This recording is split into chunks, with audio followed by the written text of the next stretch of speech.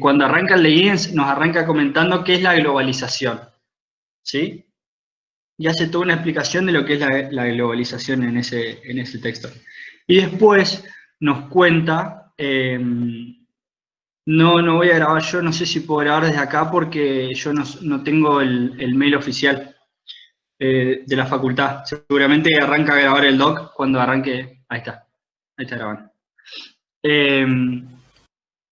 Giddens nos arranca hablando de qué es la globalización y luego sigue planteando dos posturas acerca de la globalización, que son la de los radicales y la de los escépticos, ¿sí? Ahí van a ver que los radicales y escépticos hablan de distintas posturas frente a la globalización. Los escépticos básicamente descreen de la existencia de la globalización y los radicales creen que la globalización existe, es real y tiene un impacto en distintos puntos. Pero esos dos grupos hablan desde el punto de vista económico, ¿sí?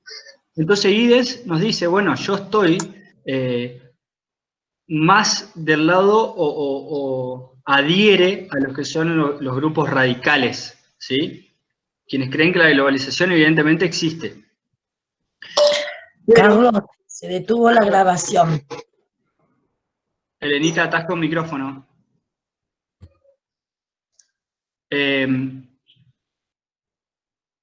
Pero Giddens nos dice, la globalización no es solamente un fenómeno económico, sino que también es social, es cultural, es política, es tecnológica, ¿sí?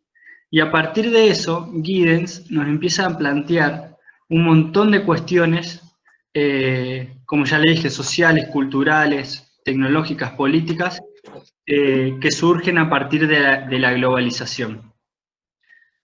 ¿Y por qué traigo esto a colación? Porque en el texto de Bauman, Giddens, perdón, primero una de las cosas que nos marca y nos dice es que se amplía la brecha entre ricos y pobres a partir de la globalización. Y se da una globalización en aspectos tecnológicos. Y entonces no me voy a poner a resumir todo el texto, eso después lo pueden leer o ya lo habrán leído. Pero lo traía a colación, ¿por qué? Porque Bauman de alguna manera toma eso y le da una especie... ¿Ustedes me escuchan? Sí, un poco robotizado, pero se escucha bien. Sí.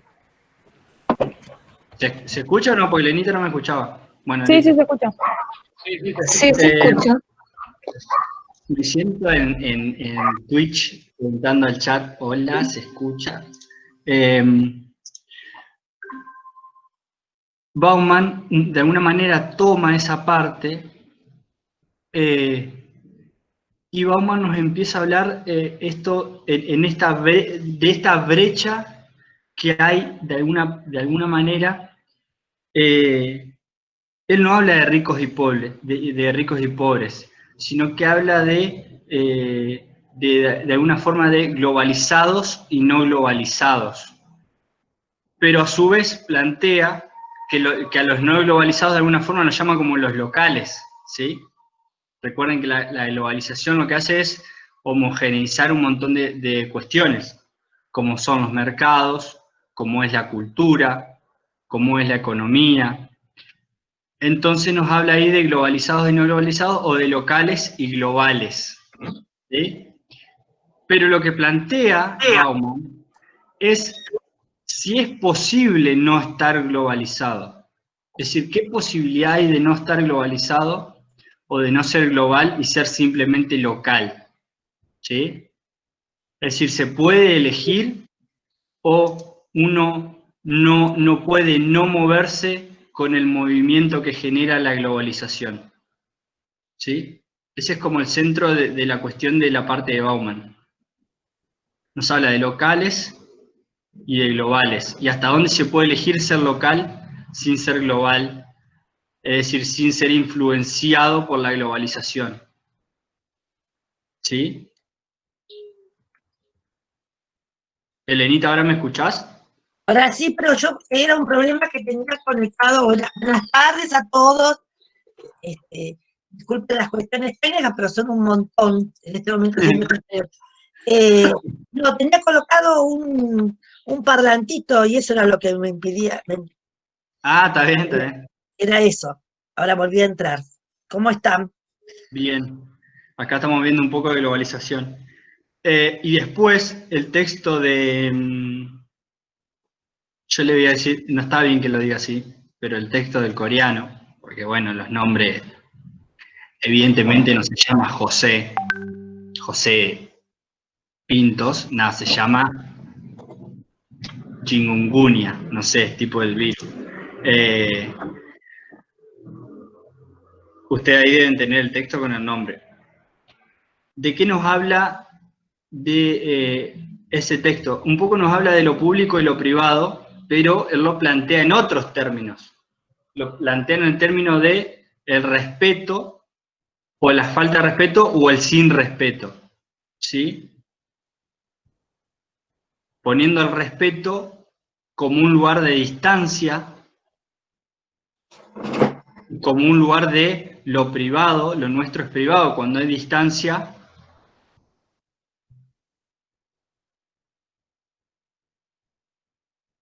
hay un respeto y lo privado se mantiene, y un poco lo asocia, o se podría asociar, no sé si lo nombra explícitamente, pero se podría asociar con el tema de las redes sociales. Se dejó de grabar, le aviso a Carlos. Cuando lo privado se hace público, las distancias se acortan y el respeto se va perdiendo. El respeto en el sentido de este distanciamiento que hay entre las personas. ¿Me van siguiendo? Sí, sí. Tampoco, Sí, sí.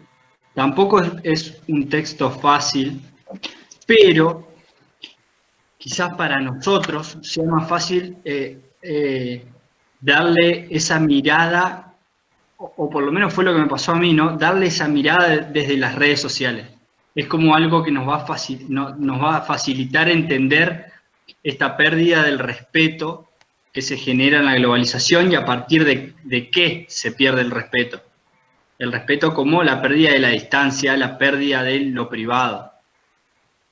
¿Sí? Cuando lo privado se hace público. ¿Está bien? Sí, sí.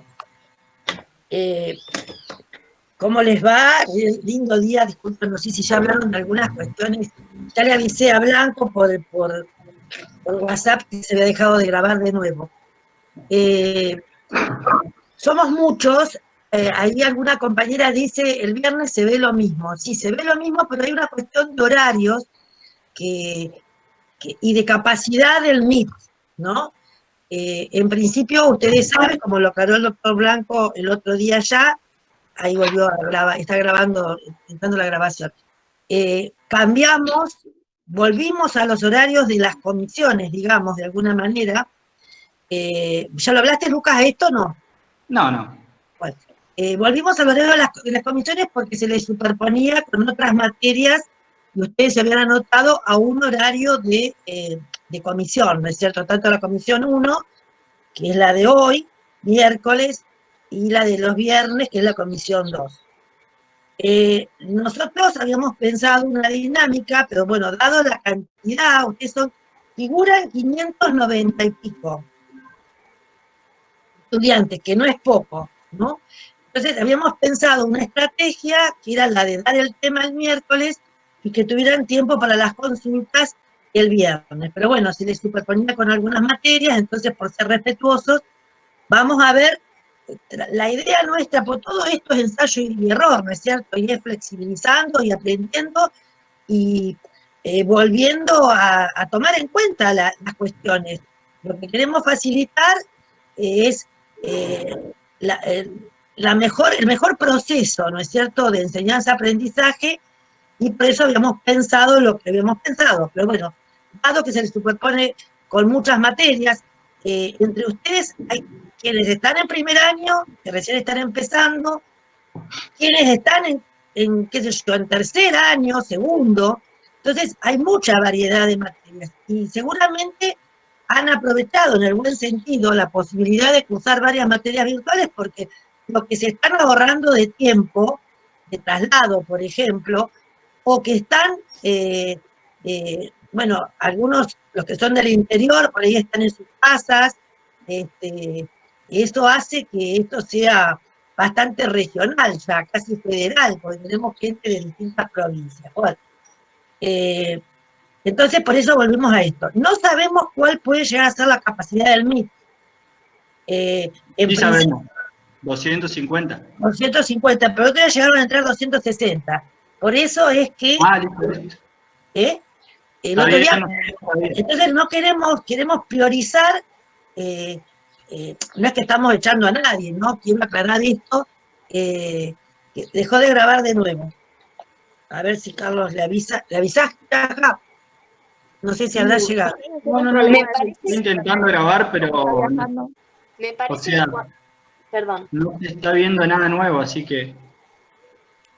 Me parece que cuando se va de la reunión deja de grabarse.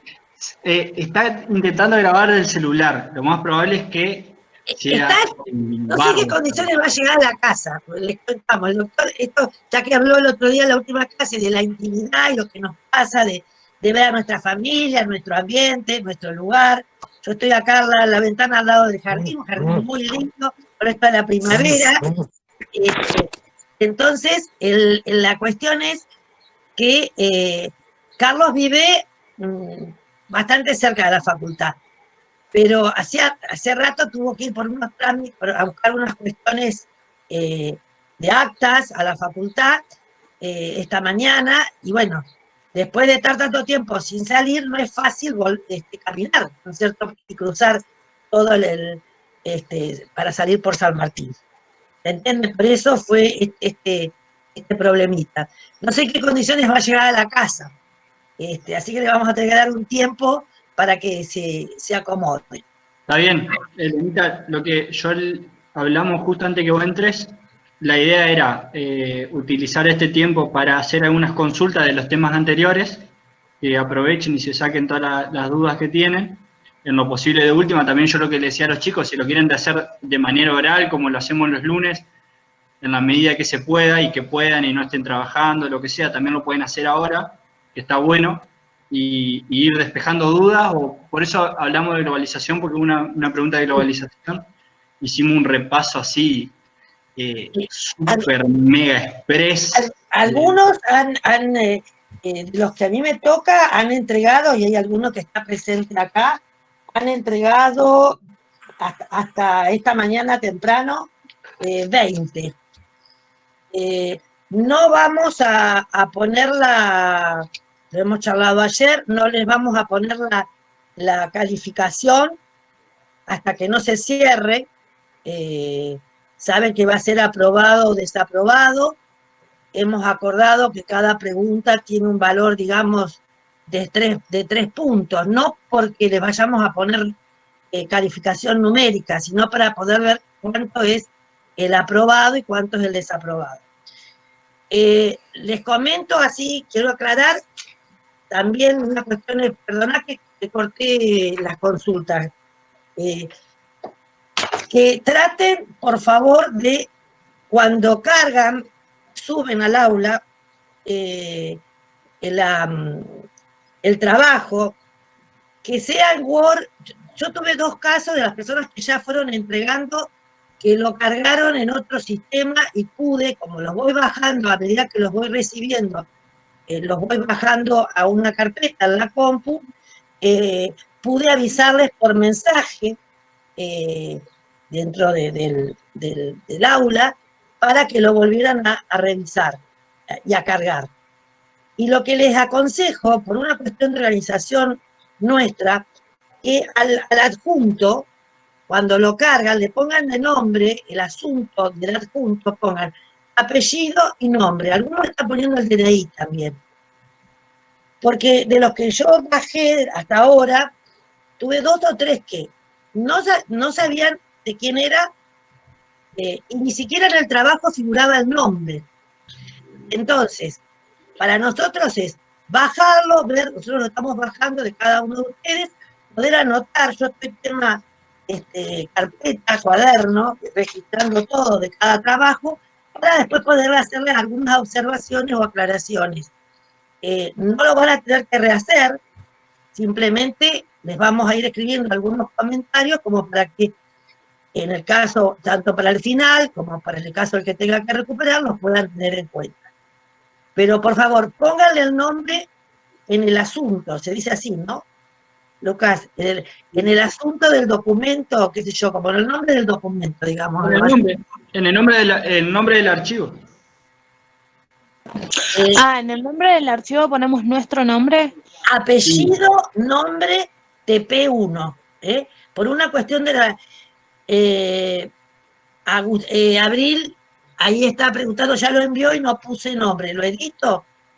Si podés, a mí no me tocaste, pero bueno, de todas maneras, para el que le toque, para que esté más organizado. Digo por una cuestión de para nosotros poder ir bajando los archivos, bueno, cada uno tiene un sistema diferente o no, pero cuando, en mi caso trato de bajarlos todos los que vais recibiendo para ir corrigiendo, ya he corregido varios, pero hasta que no se cierre el viernes a la noche el aula, no vamos a ponerles digamos, si está aprobado o no aprobado. ¿Le aparecen todos los mensajes desde el principio? Una pregunta, por favor. Yo el lunes no pude entrar a la clase que iba a hacer la consulta. No tengo mucha experiencia con esto del manejo de la computadora. Entonces, quiero saber, una vez que yo tengo mi Word listo, ¿cómo se envía? ¿Lo tengo que poner en un archivo, guardar, o figuran todos los pasos en enviar ahí en la página? Yo no sé si yo no aparezco como alumno en sociología, si no les mostraría. Pero de última, ahora después les pedimos al doc que entre como alumno y ven cómo es la entrega, pero vos lo guardás en tu computadora normal, como guardás cualquier archivo. En documentos, por ejemplo, en documentos. Donde vos quieras, si tenés una carpeta socio, de última podés ir guardando todo ahí o lo que sea. Sí. Luego, cuando vas a la solapa de entregas, sí. En tarea. Pasa que yo no me acuerdo cómo se llama, no sé si lo puedo ver yo. Dame un segundo a ver si lo puedo ver. Bueno. A ver si me entra. Entregas. Vas a entrega. Si puedo compartir pantalla. Para que vea. Agustina, ya que vos ya lo entregaste. Sí. Ahí me fijo si puedo compartir. Bueno, dale. Yo soy más bruta en esto que no sé. No, o sea, es fácil, te va llevando. Pasa que, a ver.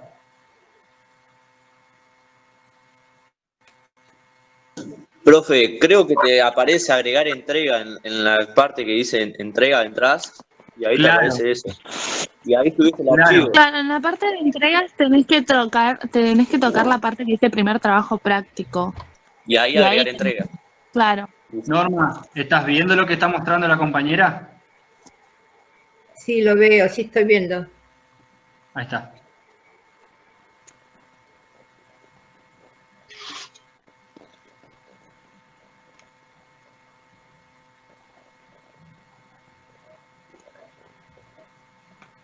De paso, vean que está también la solapa del taller de oralidad. Así. Vas a entregas. Sí. A ver cómo le aparece. Ahí tenés que tocar primer trabajo práctico. Ahí Marina está diciendo, entrega, primer trabajo práctico, agregar entrega. Claro, ahí está. Ahí, bueno, a ella le aparece editar entrega porque ya lo entregó. pero si no, ahí te debería aparecer agregar entrega. Agregar entrega. Entonces yo cliqueo ahí y después tengo que ir a mis documentos, donde dice documento y...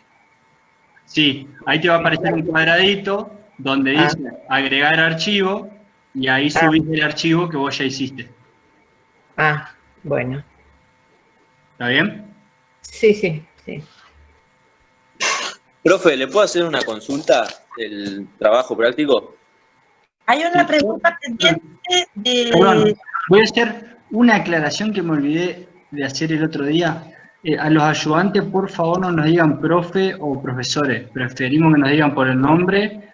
A mí me terminan diciendo Chaja siempre, o si no me llamo Lucas, o Lucas Ignacio, o Lucas Ignacio Pintos, o Lucas Ignacio Rojas Pintos. Tienen todas esas opciones que me pueden decir. Profesores, Elenita y el Doc. No es de mala onda, es porque no lo somos. Pero algunos, bueno, es todo un tema de la jerarquización, ¿no? Pero bueno, a nosotros no nos molesta que nos digan, no me gusta que me digan Elenita. Claro, no, pero es un tema de, en la secundaria llamamos profesores a todos, pero en la universidad es distinto. El cargo de profesor es un cargo altísimo en la universidad, en el que muy pocos tienen la dicha de llegar. Los demás, todos los ayudantes son docentes, digamos. Sí. Luca, yo prefiero que me digan Chaja porque en el ámbito de la facultad soy Chaja, nadie sabe mi nombre.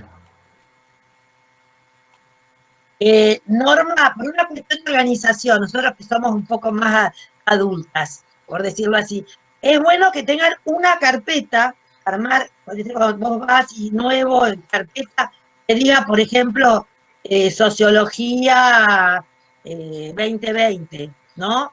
Y ahí adentro a veces también es bueno hacer subcarpetas por cada trabajo práctico.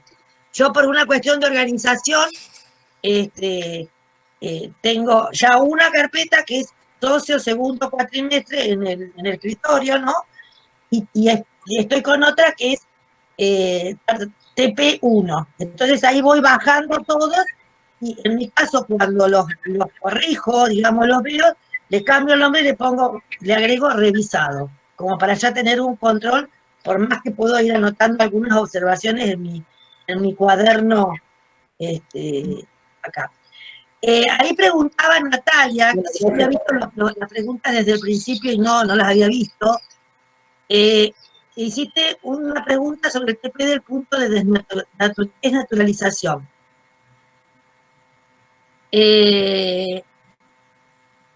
Carolina está preguntando lo mismo. No sé, Natalia, cuál era específicamente, cuál era la pregunta. No la tengo, la perdí acá.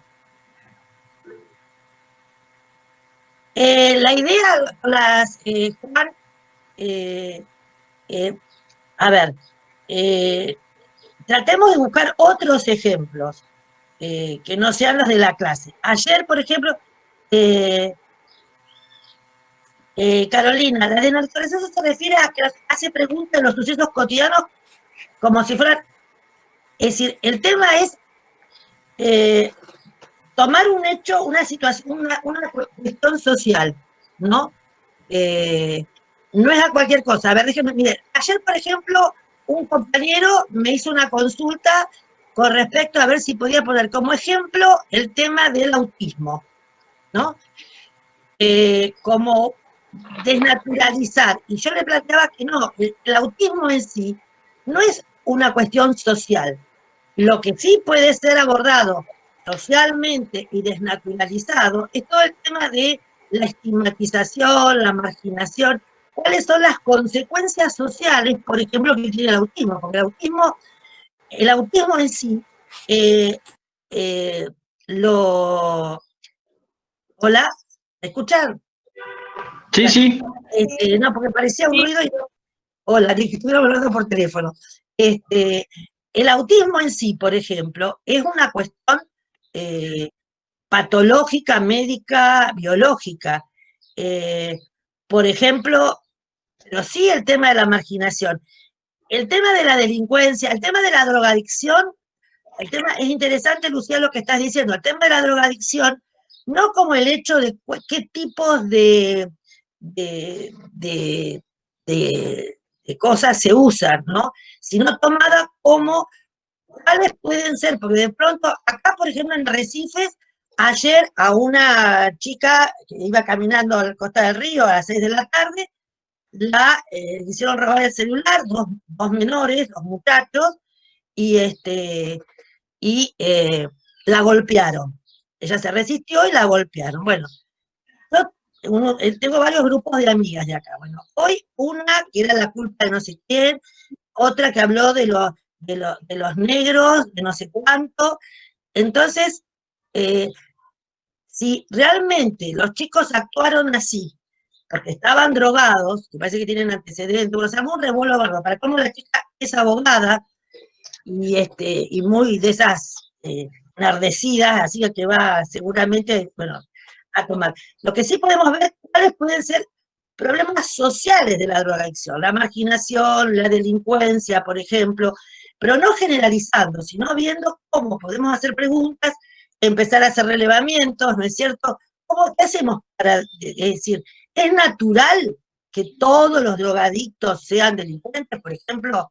¿O puede ser que todos los casos de violencia sean ocasionados por drogadictos? Entonces, a ver, todas las personas tienen pezones, solo los hombres pueden andar sin remera en la calle. Lo que genera en este punto, ¿no? El sentido común en general, el sentido común lo que hace es algo que se repite mucho, que es habitual o que es normal en la sociedad, lo hace automáticamente natural o nos hace creer que es natural. Y lo vemos del sentido común, ¿no es cierto? De eso estoy hablando. El sentido común lo que genera es eso, lo que ves siempre, lo habitual, lo familiar, lo normal, lo repetitivo, automáticamente nos hace pensar que eso es natural. ¿Sí? Fíjense la diferencia, ¿no? Se podría dar el ejemplo de que el hombre siempre es el que trae la plata o la comida a la casa, digamos, como que es naturalizar eso, o sea, pensamos que es natural porque el hombre es el que trabaja, porque siempre fue el que fue a cazar en tiempos de hace 1000 años, totalmente. Y eso es natural, o sea, se podría dar ese ejemplo, digamos. Totalmente. Pensar como todas las mujeres son madres, ¿no? Cuando fue el tema del matrimonio igualitario, la lucha por esa ley, mucha gente, justamente, esto, el doc siempre pone ese ejemplo porque es más claro imposible. El tema es, muchas personas lo que decían es, no es natural que se casen personas del mismo sexo o del mismo género, ¿sí? Y en realidad, para empezar, ni siquiera es natural el matrimonio, pero fíjense cómo una situación habitual, repetitiva a lo largo de la historia, automáticamente el sentido común nos hace creer que es natural. Nosotros el lunes hablábamos, porque había algunas chicas que son del interior, bueno, yo también, cómo es la visión de las personas que viven en situación de calle o de niños que están descalzos y en cuero pidiendo monedas en la calle, cómo es la visión para alguien que es de capital y que lo vio toda su vida, y cómo es la visión para alguien que es del interior y se encuentra con esa imagen a los 18 años por primera vez en su vida. Pero también hablábamos de que, fíjense esto de que el sentido común no es ni bueno ni malo, ¿no? Que nos ayuda a vivir en sociedad, en nuestro entorno, es decir, nuestro sentido común es bueno para nosotros, para nuestro contexto, para nuestro entorno, para nuestra vida. ¿Por qué? Porque los que llegamos del interior nos llama la atención una familia o un niño pidiendo en la calle el primer tiempo, pero después te deja de llamar la atención porque lo haces habitual. Eso es habitual verlo todo el tiempo. Entonces tu sentido común lo normaliza. Porque si no pasara eso, las personas que somos del interior, durante toda la carrera, no dormiríamos a la noche pensando que hay alguien durmiendo afuera. Entonces, fíjense, ¿qué pasa? El problema acá es tratar de explicar situaciones sociales a partir del sentido común. Entonces, ¿qué hace el pensamiento sociológico y la sociología en este punto? Lo primero que hace es preguntarse, bueno, pero esto que nosotros vemos siempre, que es habitual, que es socialmente normal, ¿es natural? Esa es la pregunta que se hace el pensamiento sociológico.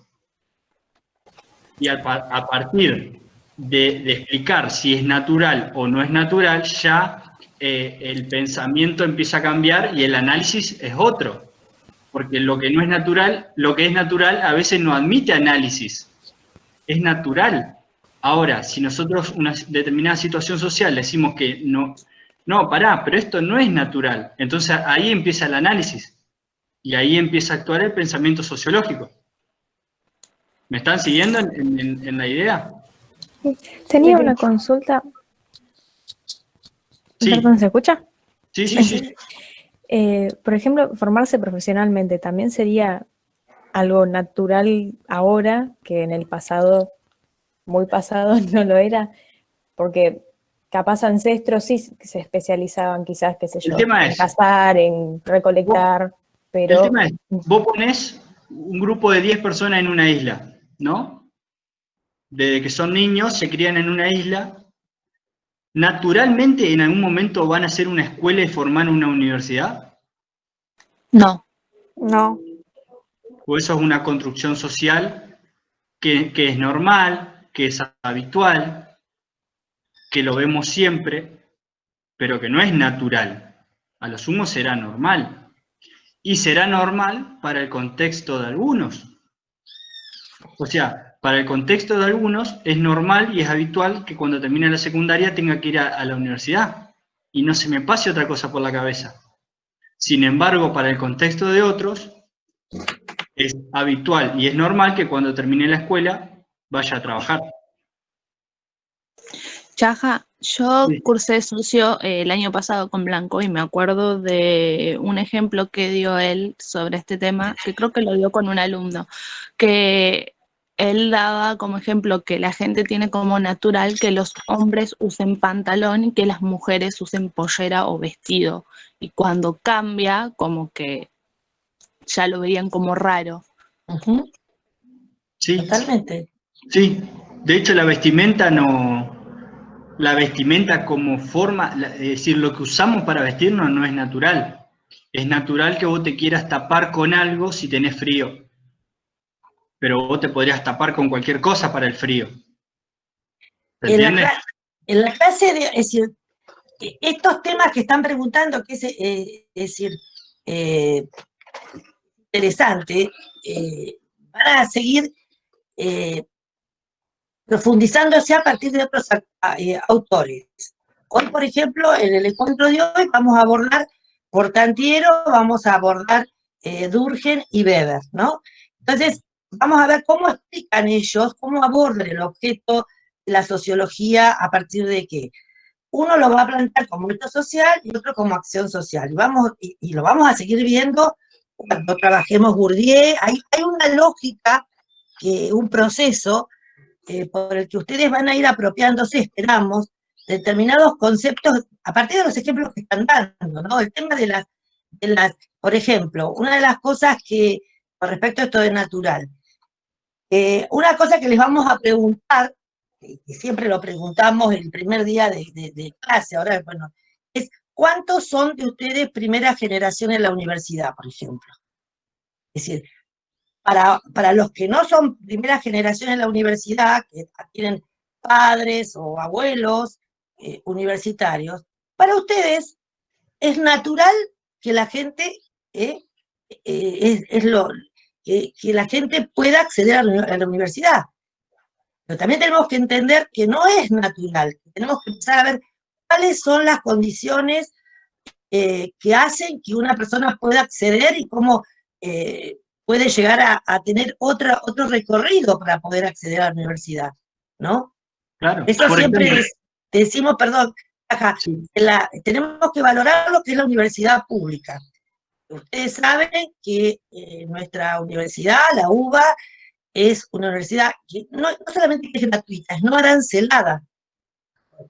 Nosotros cobramos un sueldo, porque hay recursos. Bueno, en este momento no estamos en la presencialidad, pero tenemos, en la facultad tenemos equipos, aire acondicionado, aulas acondicionadas y demás. Siempre queremos hacerle esta reflexión, que la hacemos siempre en la primera clase. Solamente el 5% de la población en la Argentina y en el mundo accede a estudios universitarios. Entonces, cada persona, doña Rosa, que compra un paquete de fideos con el IVA, corriele, no quiero cruzar la línea para nada, simplemente en esta cosa, con su impuesto, está pagando la posibilidad a todos nosotros de haber estudiado, yo egresé hace muchos años, de la UBA también, de Filosofía y Letras, pero bueno, a poder acceder a la universidad. Lo vamos a ver cuando veamos Bourdieu también, cuando estudiemos a Bourdieu. Si estos temas son temas que nos preocupan. Cuando esto que alguno de ustedes decía de si las mujeres para determinadas profesiones, también lo vamos a abordar cuando hablemos de género, cuando nosotros les contábamos en el primer encuentro que cuando tuvimos que elegir derechos humanos, elegimos el tema de discapacidad y de género, porque son dos temas que realmente en la profesión veterinaria pegan mucho, ¿no es cierto? Por esta cuestión, que la mujer no puede hacer trabajos en producción, por ejemplo, en animales grandes. Entonces, hay todo un proceso que a lo largo del tiempo se va tratando de familiarizar, ¿no es cierto? Y por eso hay distintas intervenciones, ¿no es cierto?, que hacen que, lo vamos a ver hoy cuando veamos los derechos sociales, como algunos hechos van cambiando, como el caso del matrimonio igualitario. Antes no era normal, natural, y con el paso del tiempo, por distintos procesos sociales, que no los podemos por ahí definir, ¿no? Como lo veíamos con el capitalismo, ¿no? Que surgió porque a uno se le ocurrió. Son procesos sociales, y las personas, los seres humanos, en nuestras relaciones necesitamos tiempos, convivencia, que hace que podamos explicar de alguna manera o comprender, como dice Bauman, para volver a lo de desnaturalización, hacernos preguntas sobre cada una de las cuestiones como para poder darles una explicación. Fíjense, para dar más ejemplos, para seguir dando ejemplos entre todos, después a ustedes se les va a ocurrir otros, porque es la idea, que sean bien gráficos de esta diferencia entre lo natural y lo habitual. Ustedes, estando en Argentina, en Canadá, en algún país de África y en algún país de Asia, en todos esos países, ¿tienen que comer y beber agua para vivir? Sí. Estén donde estén, tienen que comer sin celulosa y beber agua. Porque eso es natural. Ustedes para vivir necesitan comer y beber agua.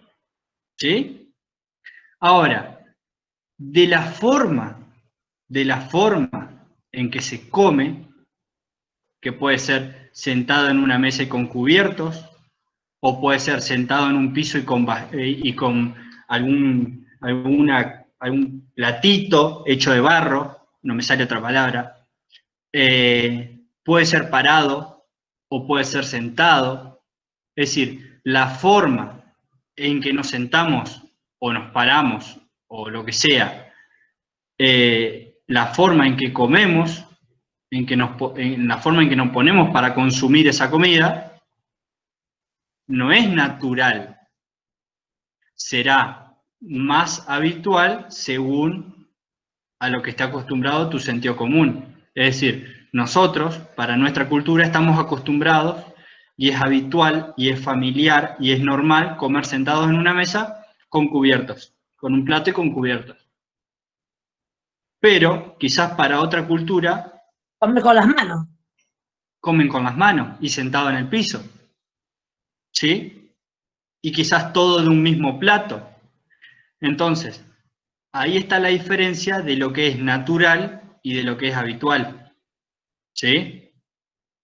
¿Se entiende cuál es la idea? ¿Qué sucede? acuérdense que esta característica de la desnaturalización de lo que es cotidiano, que es lo que hace el pensamiento sociológico, también siempre va unida a las otras tres diferencias que hay entre el pensamiento sociológico y el sentido común. Es decir, cómo se percibe la realidad, el tamaño del campo y la forma en que es el discurso, que en el caso del pensamiento sociológico es un discurso responsable. Es decir, para el estudio y para el entendimiento, nosotros vemos por separado esas diferencias, porque es más fácil estudiarlo así. Pero en realidad, cuando uno va a estudiar un determinado proceso social, se empiezan a entremezclar esas diferencias, digamos. ¿Se entiende?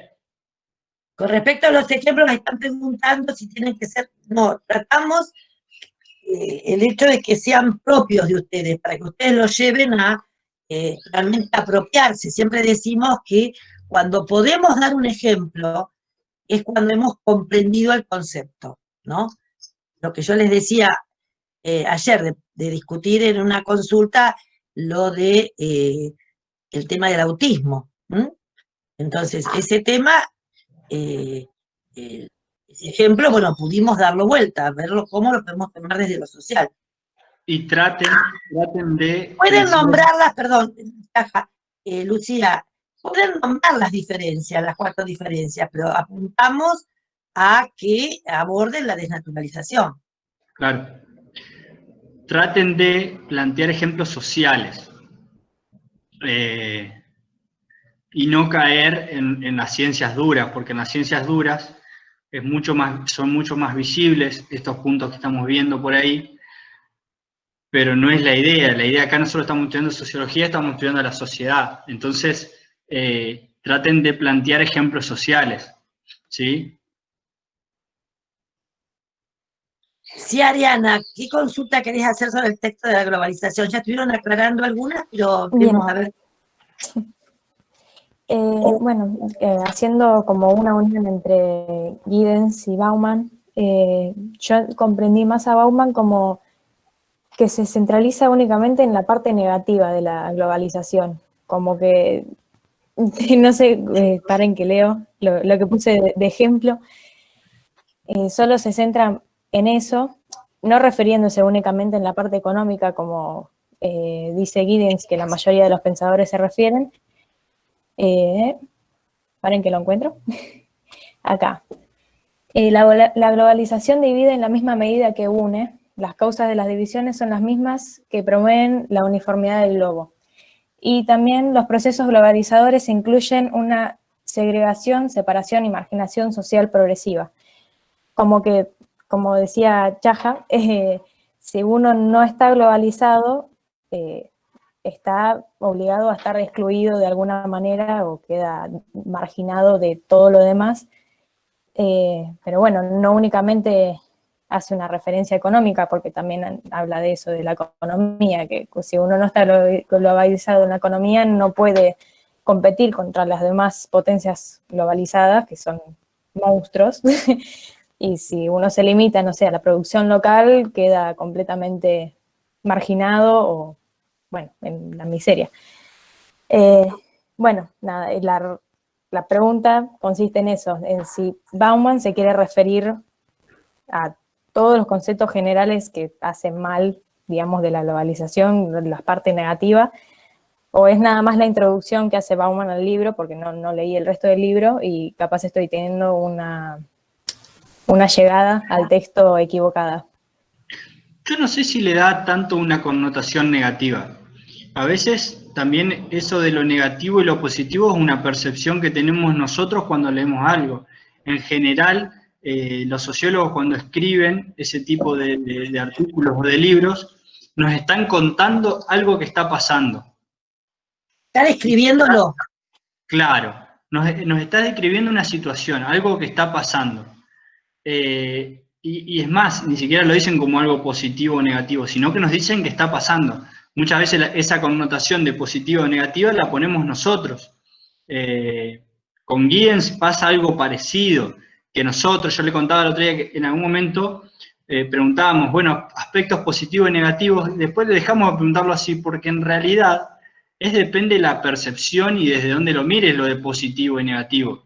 Ahora, vos sí podés explicar la situación puntual que está pasando.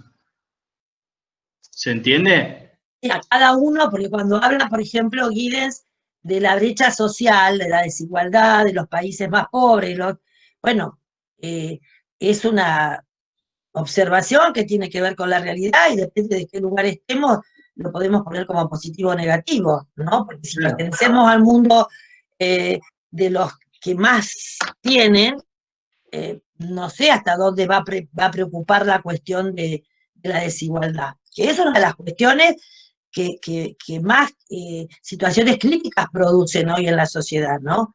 Este tema de cuáles son las consecuencias que puede tener esta desigualdad, ¿no? Aborda el tema de la pobreza, de la falta de acceso a determinadas cuestiones, ¿no?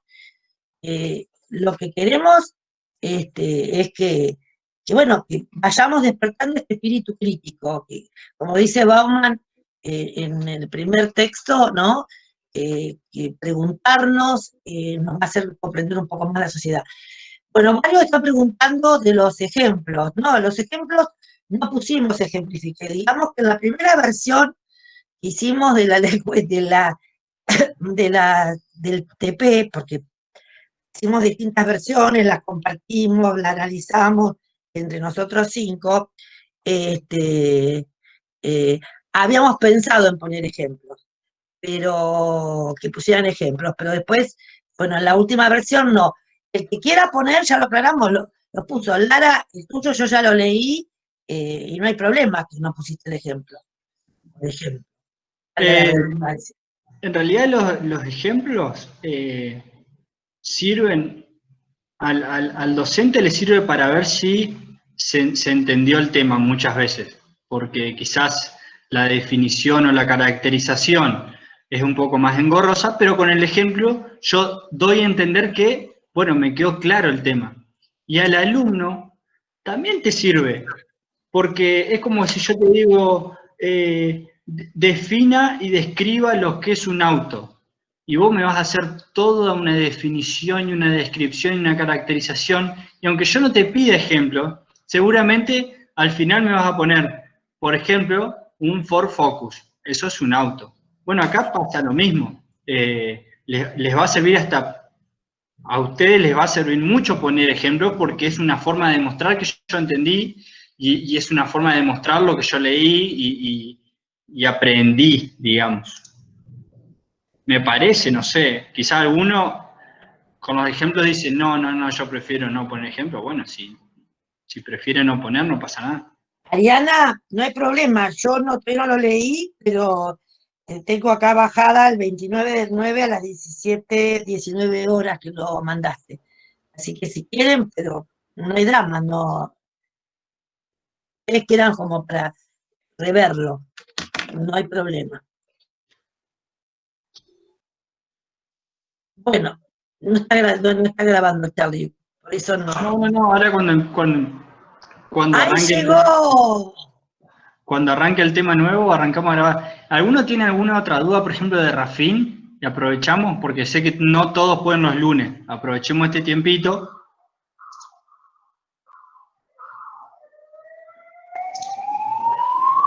El que tenga una duda que abra el micrófono, si puede, si no, no pasa nada.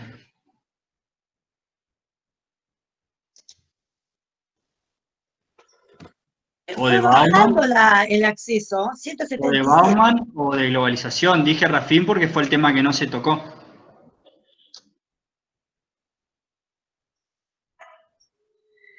Catalina López Otamendi editó el trabajo para cambiarle el nombre. Les aviso por si ya lo habían descargado. Yo no sé a quién le toca, porque cada uno nos toca distintos. Se me murió la cámara. Espera, a ver. Sofía, lo editaste, a ver.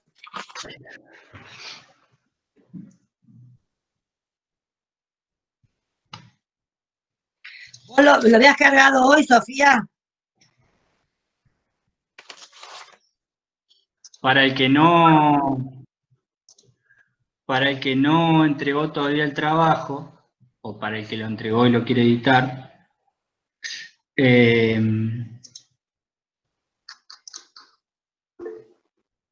Si quieren, les puedo dar unos tips, ya que estamos acá, y que tengan un buen trabajo. Acuérdense, en el texto de Raffin, cuando ustedes empiecen a explicar lo que sucede en la revolución comercial, siempre estaría bueno que empiecen comentando cuál era la producción, la forma de producción anterior al capitalismo. Recuerden que Raffin, en ese texto, si nosotros tuviéramos que hacer una brevísima descripción, como si fuera una película, decimos, ¿de qué trata el texto de Raffin? El texto de Raffin trata de el paso de la forma de producción feudal a la forma de producción capitalista, durante las 4 etapas que nos comenta Raffin. Perfecto. Ahora vamos achicando. ¿Cuál es la primera etapa de la que nos habla? La revolución comercial. Ah, mirá, justo la que me pidieron en el trabajo. Perfecto. Entonces ahí, fíjense que cuando ustedes empiecen o hayan empezado a armar esa pregunta, la vedette de la revolución comercial es el mercader transhumante, ¿sí? Pero para explicar de dónde surge el mercader transhumante, nosotros primero vamos a tener que explicar cómo se caracterizaba y cómo era la forma de producción anterior al capitalismo, que era el feudalismo. Entonces, ahí cuando nosotros hablamos de la forma de producción, que muchas veces nosotros se lo vamos a preguntar por ahí en un final o algo así, ¿cómo era la forma de producción feudal? ¿Cómo se caracterizaba? Bueno, perfecto. Y ahí tenemos que empezar en los actores.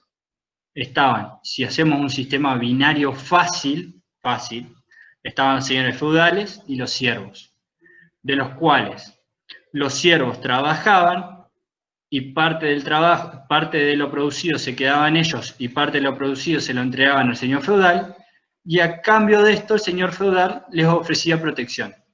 ¿Está? Y todos contentos. ¿Y qué era lo que explicaba esta relación de producción? La fe. Es decir, el siervo en algún momento se preguntaba, ¿por qué yo soy siervo y usted, señor feudal? Porque Dios lo quiso así. ¿Sí? Y todos contentos. En una relación de producción que se basaba o que estaba explicada por la fe. Y ahí a partir de eso, lo que van a tener que explicar es, bueno, entonces, ¿de dónde surge el mercader transhumante? La pregunta, o donde por ahí le pueden llegar a pifiar, siempre es que pongan que el surgimiento del mercader transhumante es desde los señores feudales o desde la nobleza, lo cual sería el error. Lo correcto sería decir que, bueno, los mercaderes transhumantes surgen de familias de siervos. ¿Pero por qué surgen? Porque lo que hacen es empezar a comerciar los excedentes de producción que tenían en cada feudo. Comercializaban los excedentes de producción que había en cada feudo. ¿Me van siguiendo hasta ahí? Es muy resumido, pero es lo que no les puede faltar. ¿Está bien? A partir de ahí ustedes pueden comentar qué hacía el mercader transhumante y cómo ese mercader termina siendo comerciante y luego burguesía. ¿Sí? Ese sería como si fuera le decía el otro día yo, si fuera un Pokémon, ustedes van a tener que hacer toda la evolución. Mercader transhumante, comerciante, burguesía o burgués. ¿Sí? ¿Qué otros conceptos no puede faltar en esa pregunta? El paso de el valor de uso al valor de mercado que tuvo la mercadería para pasar a ser mercancía. ¿Sí? ¿Me van siguiendo?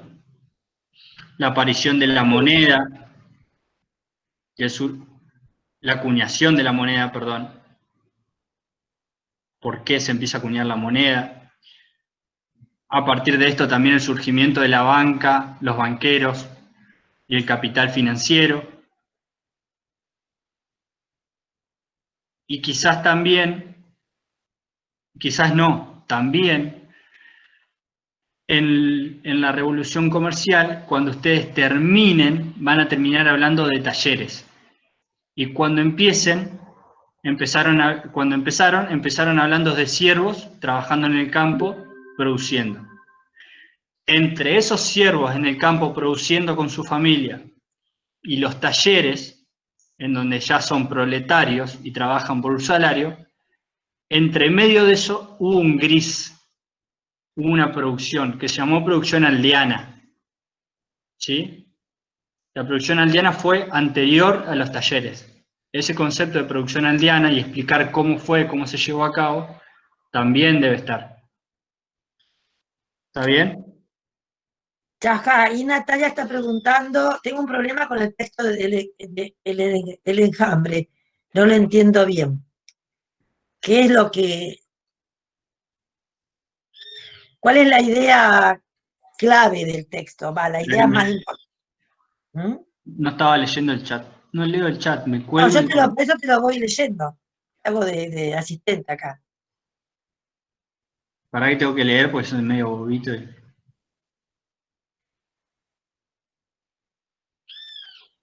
Para ir contestando. Ahí Lucía preguntó, cuando nombra a los localizados, ¿habla de los que no están globalizados? Hace relación a eso.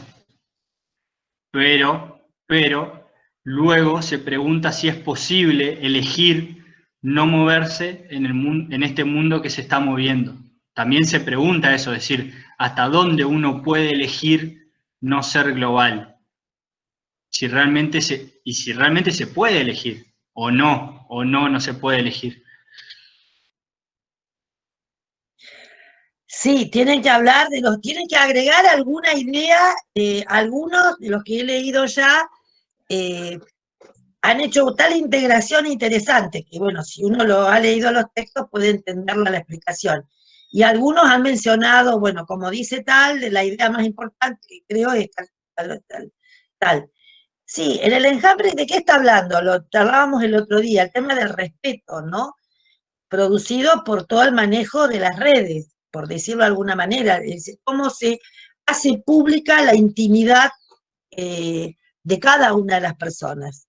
Digamos que eso ya ha llevado a lo más sintético, ¿no? De cómo estas relaciones que nos dan las redes, todo el tema de la comunicación, hace que cada uno se exponga de alguna manera y se pierda lo privado, se haga público lo privado. Dos cositas y si quieren después ya arrancamos. De última, yo después al final, si alguno tiene alguna duda más, yo me quedo. ¿Los siervos estaban dentro de la plebe? Sí, los siervos eran parte de la plebe. Y los excedentes de producción, porque ustedes piensen que cada feudo producía para sí mismo, es decir, eran economías cerradas. Se consumía lo que se producía en el feudo. Los que producían eran los siervos, pero consumían todos, siervos y feudales, y nobleza, digamos. A cambio de esto, los siervos estaban protegidos por estos señores feudales. Entonces, fíjense lo cerrada que era la economía. Se producía lo que se consumía. O al revés, se consumía lo que se producía. Y el excedente se empezó a dar un cambio en la producción, ya sea por el crecimiento de la sociedad, el cambio en la forma de producción, la mejora en la forma de producción, lo que sea que haya pasado empezó a generar un excedente. ¿Qué quiere decir que haya un excedente? Que sobra.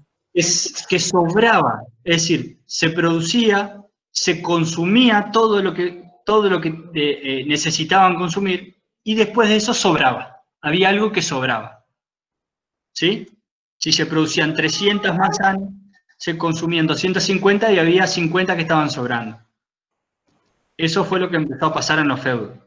Y los mercaderes trashumantes, que eran descendientes de siervos, lo que empezaron a hacer es llevar excedentes de producción entre feudo y feudo. Por ejemplo, a uno le sobraba manzana y naranja, iba a otro feudo y se lo cambiaba por chanchos y trigo, ¿no? ¿Había dinero en ese momento? ¿Había dinero? Dinero, como dinero no. no existía el concepto de dinero. ¿Por qué? Usted Eran acuérdense que... trueques lo que hacían, ¿no? ¿Cómo? Serían trueques lo que hacían, como que cambiaban una Eso, cosa por otra. primero hubo un trueque, que era esto de cuando la mercadería tenía su valor de uso, ¿sí? Pero luego acuérdense que cuando necesitaban hacer viajes muy largos para comercializar, no podían llevar algo que sean, por ejemplo, frutas que se podían pudrir, animales que se podían morir. Cuando los viajes eran muy largos, uno no podía llevar eso para cambiar. Entonces, ¿qué es lo que todo el mundo quiere para hacer ese intercambio? Oro, ¿sí? Que vale por su peso. El oro vale por su peso. ¿El problema cuál fue?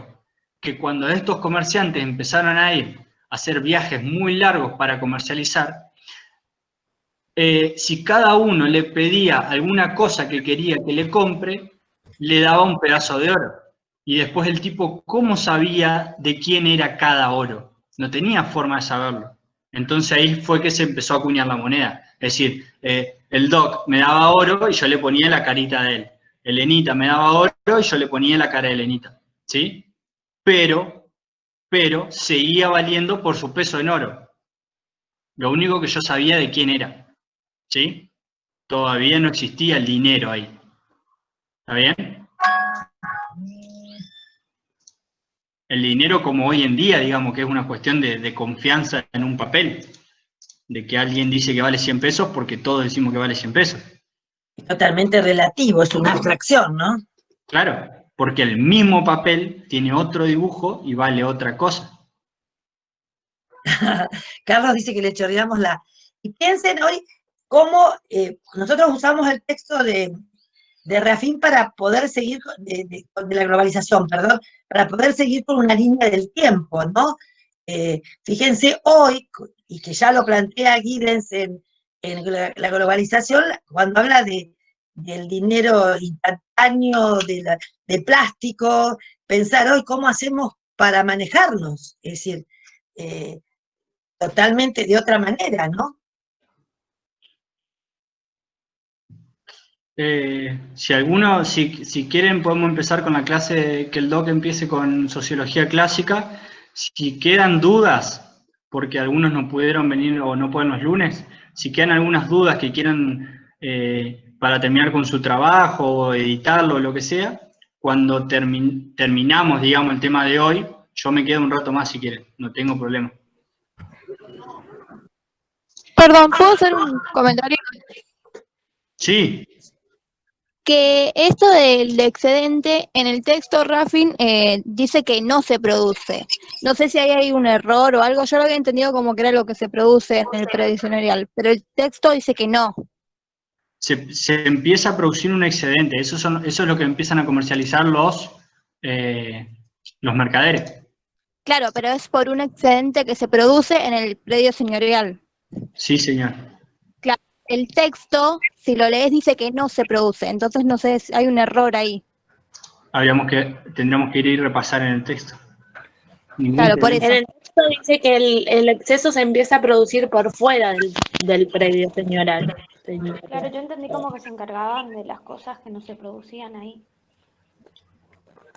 En cada uno de los feudos, es decir, la mejora de las condiciones de producción, lo que hace es que la producción se pueda dar por fuera de las necesidades del predio señorial. Es decir, ya no solamente esas necesidades, sino que hay exceso en la producción. ¿Ya? Y ese exceso se va a comercializar por fuera del predio. Es decir, es más de lo que el predio puede absorber. ¿Sí? Y eso se da ¿por qué? Y se da porque van mejorando las condiciones de vida y van mejorando la forma de producción y va mejorando la forma de trabajar la tierra y va mejorando la calidad de los productos que se obtienen. Entonces, ese aumento, esa mejora en la producción es lo que va generando ese excedente. ¿De acuerdo? Bienvenido, Carlos. ¿Pudiste descansar un poquito? ¿Cómo te fue en tu primera salida? Bien, muy bien. Todo bien en la facultad, está todo lindo. Revisamos los animales, ya trajimos unas actas para firmar. No, todo bien, todo bien. ¿Los animales le decías a los roedores? No, porque también tengo que ir una vez por semana nos toca a algunos docentes ir a revisar cómo están los bichos en la facultad. Así que estuve mirando ahí todo bien, los gansos, las ovejas, los burros. ¿Sí? No, todo maravilloso, todo muy bien. Les mandé una foto a los chicos desde el museo. También revisamos que las ratas no me estén comiendo en el museo y eso, así que bueno, todo bien. Bueno. La clase de hoy, vamos a aclarar una cuestión. El trabajo práctico 1 correspondía a la clase 1 y 2. Esta es la semana 3, entonces la clase 3 y la semana próxima la clase 4.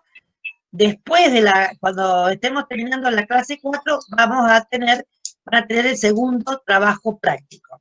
Es decir, el segundo trabajo práctico tiene que ver, aborda o incluye lo que vamos a ver esta semana y la otra. Clase 2 y clase 3 y clase 4. Digo, para que se vayan organizando, ¿no?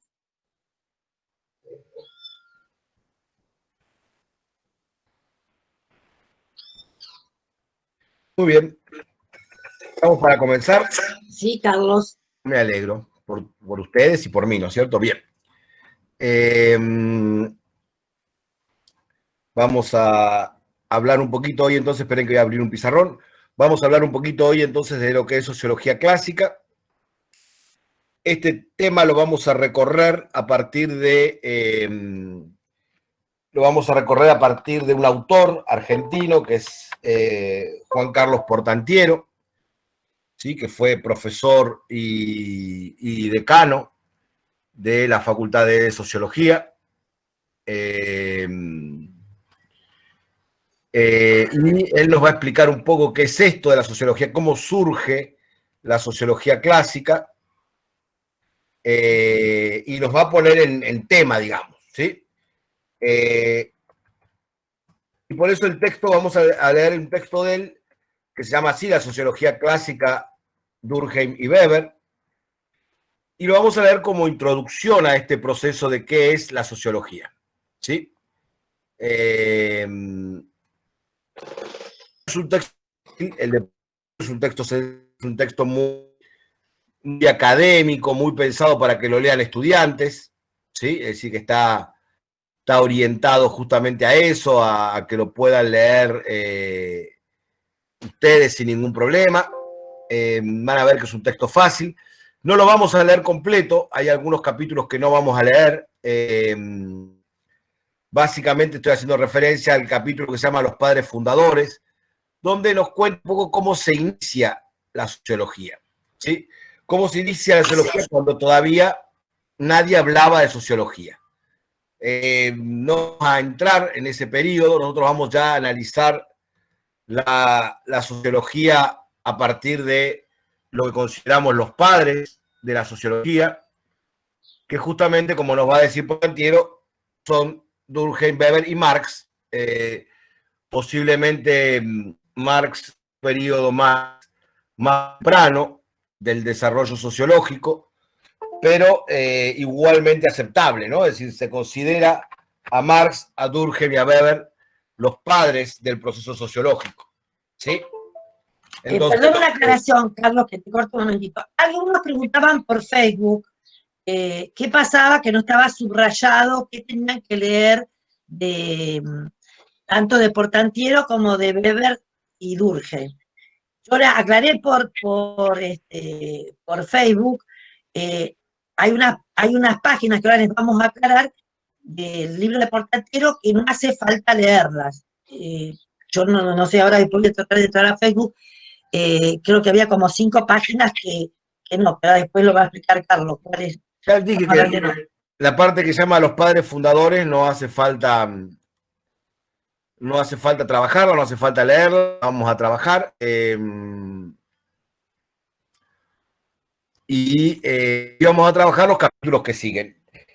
Veamos un poquito, pero esa parte de los padres fundadores nos cuenta algunas cosas interesantes que sí tenemos que discutir. Entonces vamos a charlar entre nosotros qué tenemos que ver, justamente para no tener que después volver a leerlo en Durkheim, volver a leerlo en Portantiero, sino tratar de verlo aquí entre nosotros y entender. Gracias, gente que están aportando ahí de la 1 a la 5. Bien. Yo no retengo los números. Bien.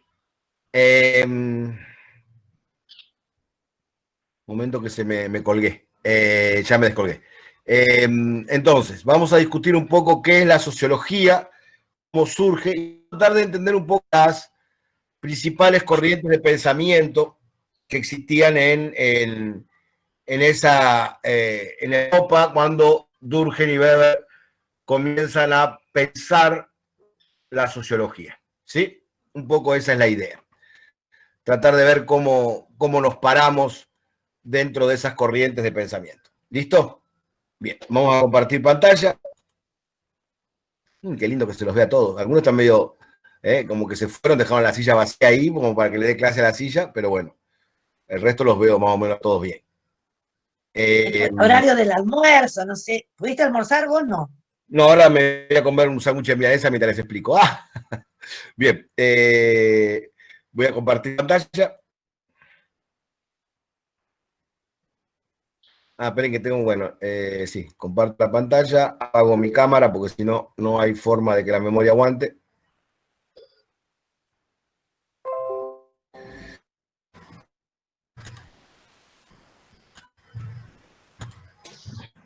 Ahí. Bien, ahí está. ¿Se ve ahora? Sí, sí. Bien. Entonces, sí. La sociología va a nacer como ciencia en Europa en un periodo, digamos, un poco posterior a la Revolución Industrial, que es el periodo de la Ilustración. Este periodo va a comenzar al comienzo del siglo XIX, ¿sí? En 1800 aproximadamente. Y justamente lo que va a hacer es replantearse, a partir de la idea de filósofos previos, de filósofos del siglo XVIII, plantearse un poco cómo se hace la ciencia. Hoy en día estas líneas de pensamiento se han estabilizado, se han conformado en dos grandes líneas de pensamiento. Por un lado, el positivismo, que fue una línea de pensamiento que comenzó con Lord Byron en el Reino Unido y después llegó a su máxima expresión a través de Karl Popper, que es otro de los grandes filósofos del Reino Unido. Y este positivismo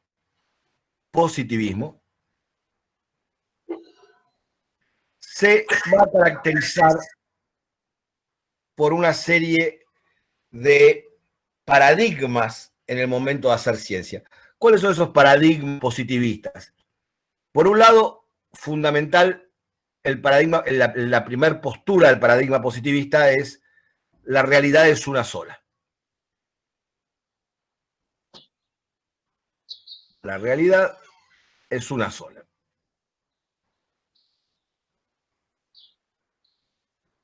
Y esta realidad única, se expresa en los objetos de manera tal que pueda ser captada por los sujetos. Pero es el objeto... Profe, perdón, ¿qué dijiste de los objetos que justo se trabó? La realidad es una sola que se expresa en los objetos y es captada por los sujetos, ¿sí? Quiere decir que la única forma de entender la realidad es a partir del objeto. Por eso el positivismo es objetivista.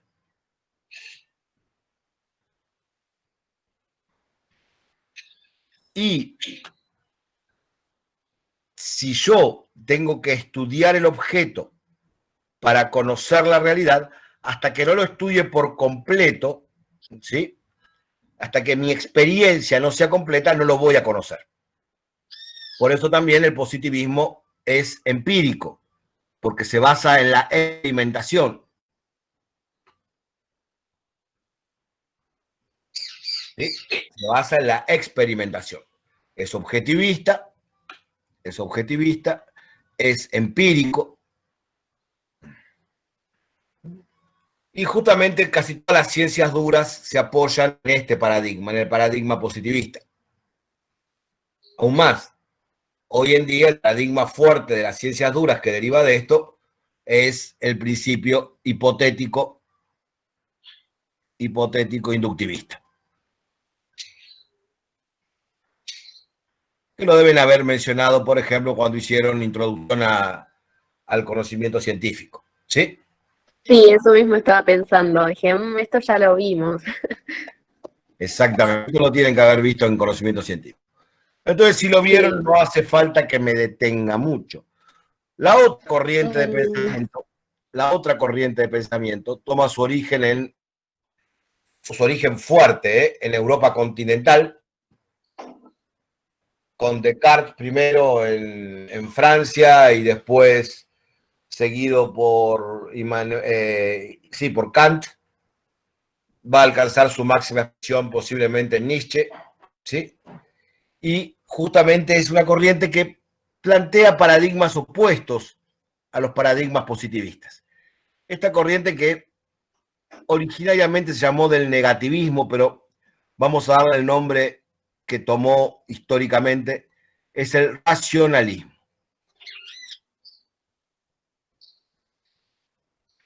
Y lo que nos va a decir cuál es, lo que nos va a decir su paradigma principal, ¿sí? La realidad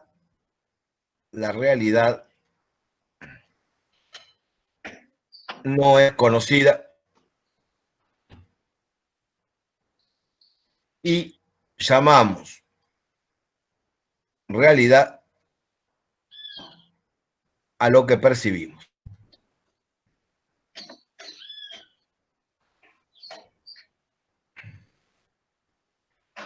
Por lo tanto, puede haber varias realidades desde el momento que hay varias percepciones.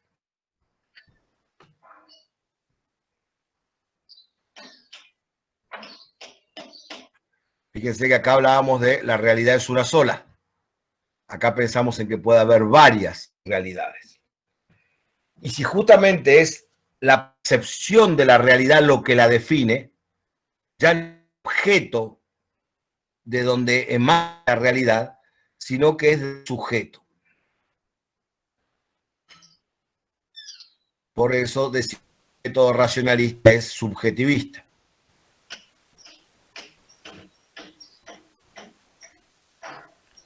Profe, ¿cómo dijo que la realidad... ahí se me fue.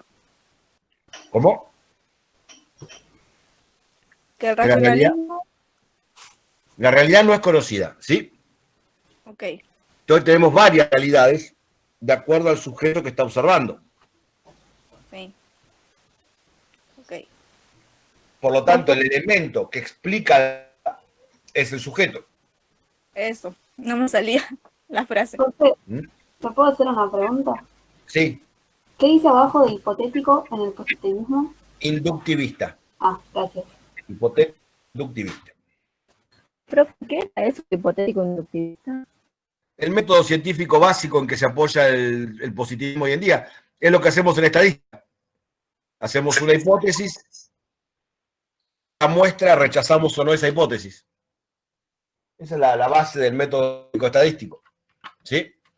De lo general a lo particular o de lo particular a lo general, ¿no? Ahora vamos a esa parte. Bien, justamente. Entonces, para el método racionalista, que decimos que es subjetivista, y fíjense una cosa, el método positivista, como recién nos decía Elenita, se basa en la muestra. Va a tratar que la muestra, y cuando digo la muestra digo el experimento, y cuando digo el experimento digo la observación, va a tratar que esto explique la generalidad.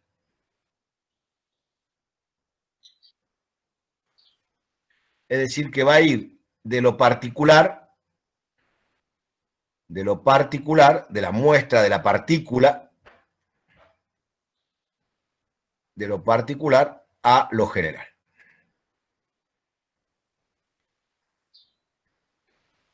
¿Está? En cambio, ¿Es el positivismo o el racionalismo? no, esto es el positivismo. Esto es el positivismo.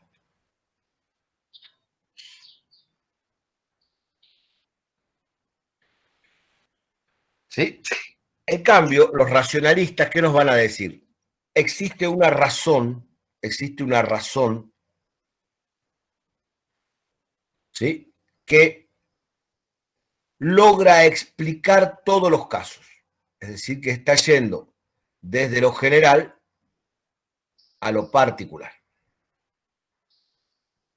¿Sí? Y esto se llama racionalismo.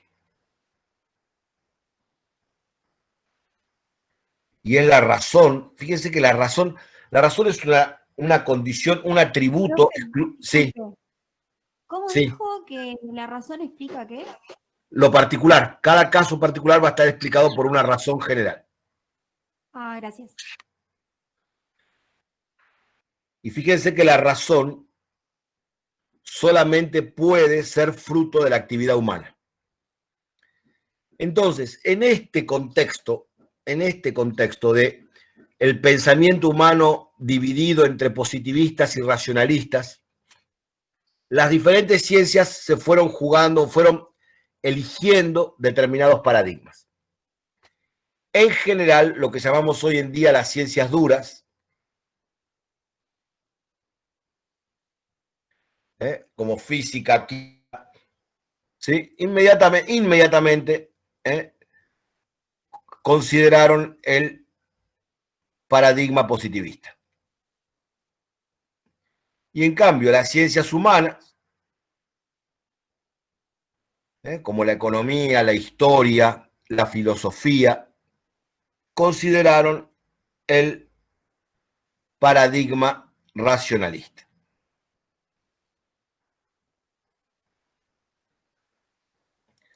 ¿Sí? Bien. ¿Qué pasó cuando surge la sociología? Es decir, ¿cuál fue la postura que los primeros sociólogos adoptaron para la sociología? Es decir, ¿qué pasó cuando los padres de la sociología tuvieron que pensar la sociología? Es decir, ¿qué pasó cuando Durkheim? Estamos hablando de abordajes, de métodos, digamos, de abordar objetos de estudio, ¿no? Tuvieron que abordar la sociología, cuando tuvieron que empezar a pensar la sociología.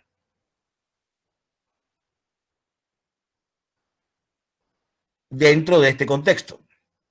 Bueno, por lo que vamos a ver y lo que vamos a charlar, yo después les voy a subir una presentación que hemos hecho en años anteriores. No sé si ya no está en la... Después me fijo.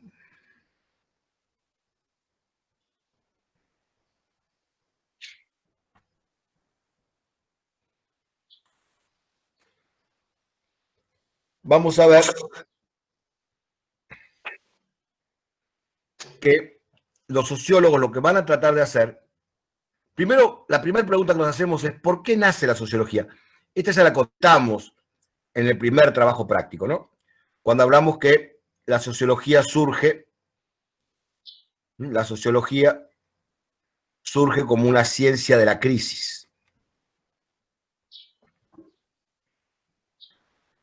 Y los primeros sociólogos van a intentar proponer o encontrar la explicación de esa crisis para recuperar el orden social. Justamente por eso, Portantiero, en el texto, cuando ustedes lo lean, van a ver,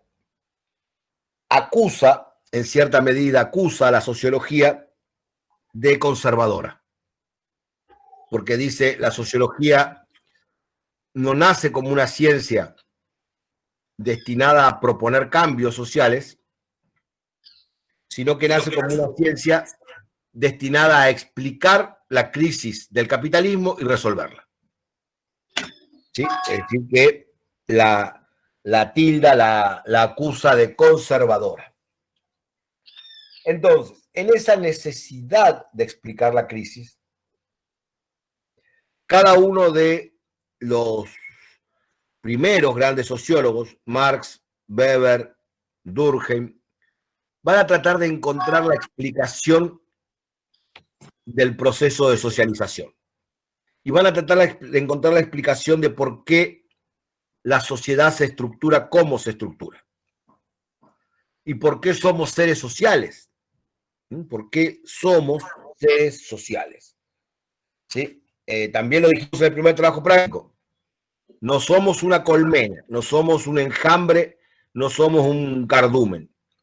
No somos una manada, ni siquiera somos una manada. ¿Tá?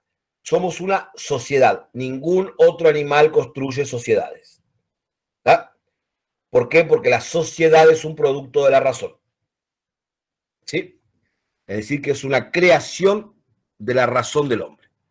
Ajena a su voluntad, como nos dice Marx, pero es una creación del hombre. Nace desde el momento en que el hombre establece sus relaciones de interdependencia. Entonces, si vamos a Durkheim, Durkheim va a tratar de explicar la crisis social. Vamos a empezar a hablar de Durkheim, entonces.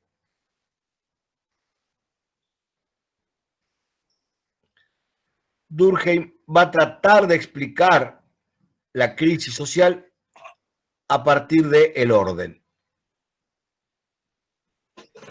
Él dice que la gran problemática social es que se ha perdido el orden, ¿sí? El orden en cuanto a qué? El orden en cuanto a explanatio, es decir, el orden en cuanto a cómo se explica la sociedad.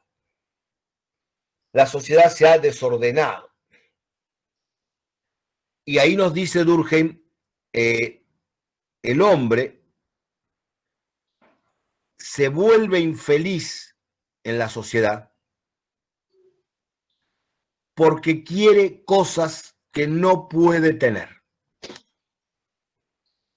Para ser feliz, el hombre necesita que alguien le diga qué es lo que puede tener. Cuando alguien le dice al hombre qué es lo que puede tener y qué es lo que no puede tener, y el hombre solamente aspira a lo que puede tener, el hombre recupera la felicidad, nos dice Durkheim. Entonces, es necesario que al hombre se le diga lo que puede tener. Por eso no había falta de orden en las sociedades esclavistas, porque al hombre se le decía lo que un esclavo y un amo puede tener. No había desorden en la sociedad feudal, porque a los siervos se les decía lo que podían o no tener, y a los señores feudales, a la nobleza, se le decía lo que podían o no tener. ¿Tá? Cambiaba quién lo decía. ¿Sí? En las sociedades esclavistas lo decían los que ganaban la guerra. ¿Sí? Los que ganaban la guerra decían quién podía tener cada cosa. Repartían el botín de guerra y los esclavos eran botín de guerra. Entonces había orden, había orden. En la sociedad feudal era la iglesia, a través de la fe, la que decía qué lugar le tocaba a cada uno. Y ese lugar que le tocaba a cada uno era por la voluntad de Dios. Con lo cual también había orden. Durkheim dice que en la sociedad capitalista el orden se ha perdido. ¿Por qué? Porque nadie le dice al hombre lo que puede y no puede tener. Y entonces el hombre comienza a aspirar a tener cosas que no puede tener y entonces deja de ser feliz. ¿Sí? En Durkheim, en la propuesta durkheimiana de sociedad, es el Estado el que debe tomar ese rol. Para Durkheim es el Estado el que debe decirle al hombre qué es lo que puede y qué es lo que no puede tener. El Estado, a través de la Constitución, de las leyes, de las declaraciones de derechos, ¿tá?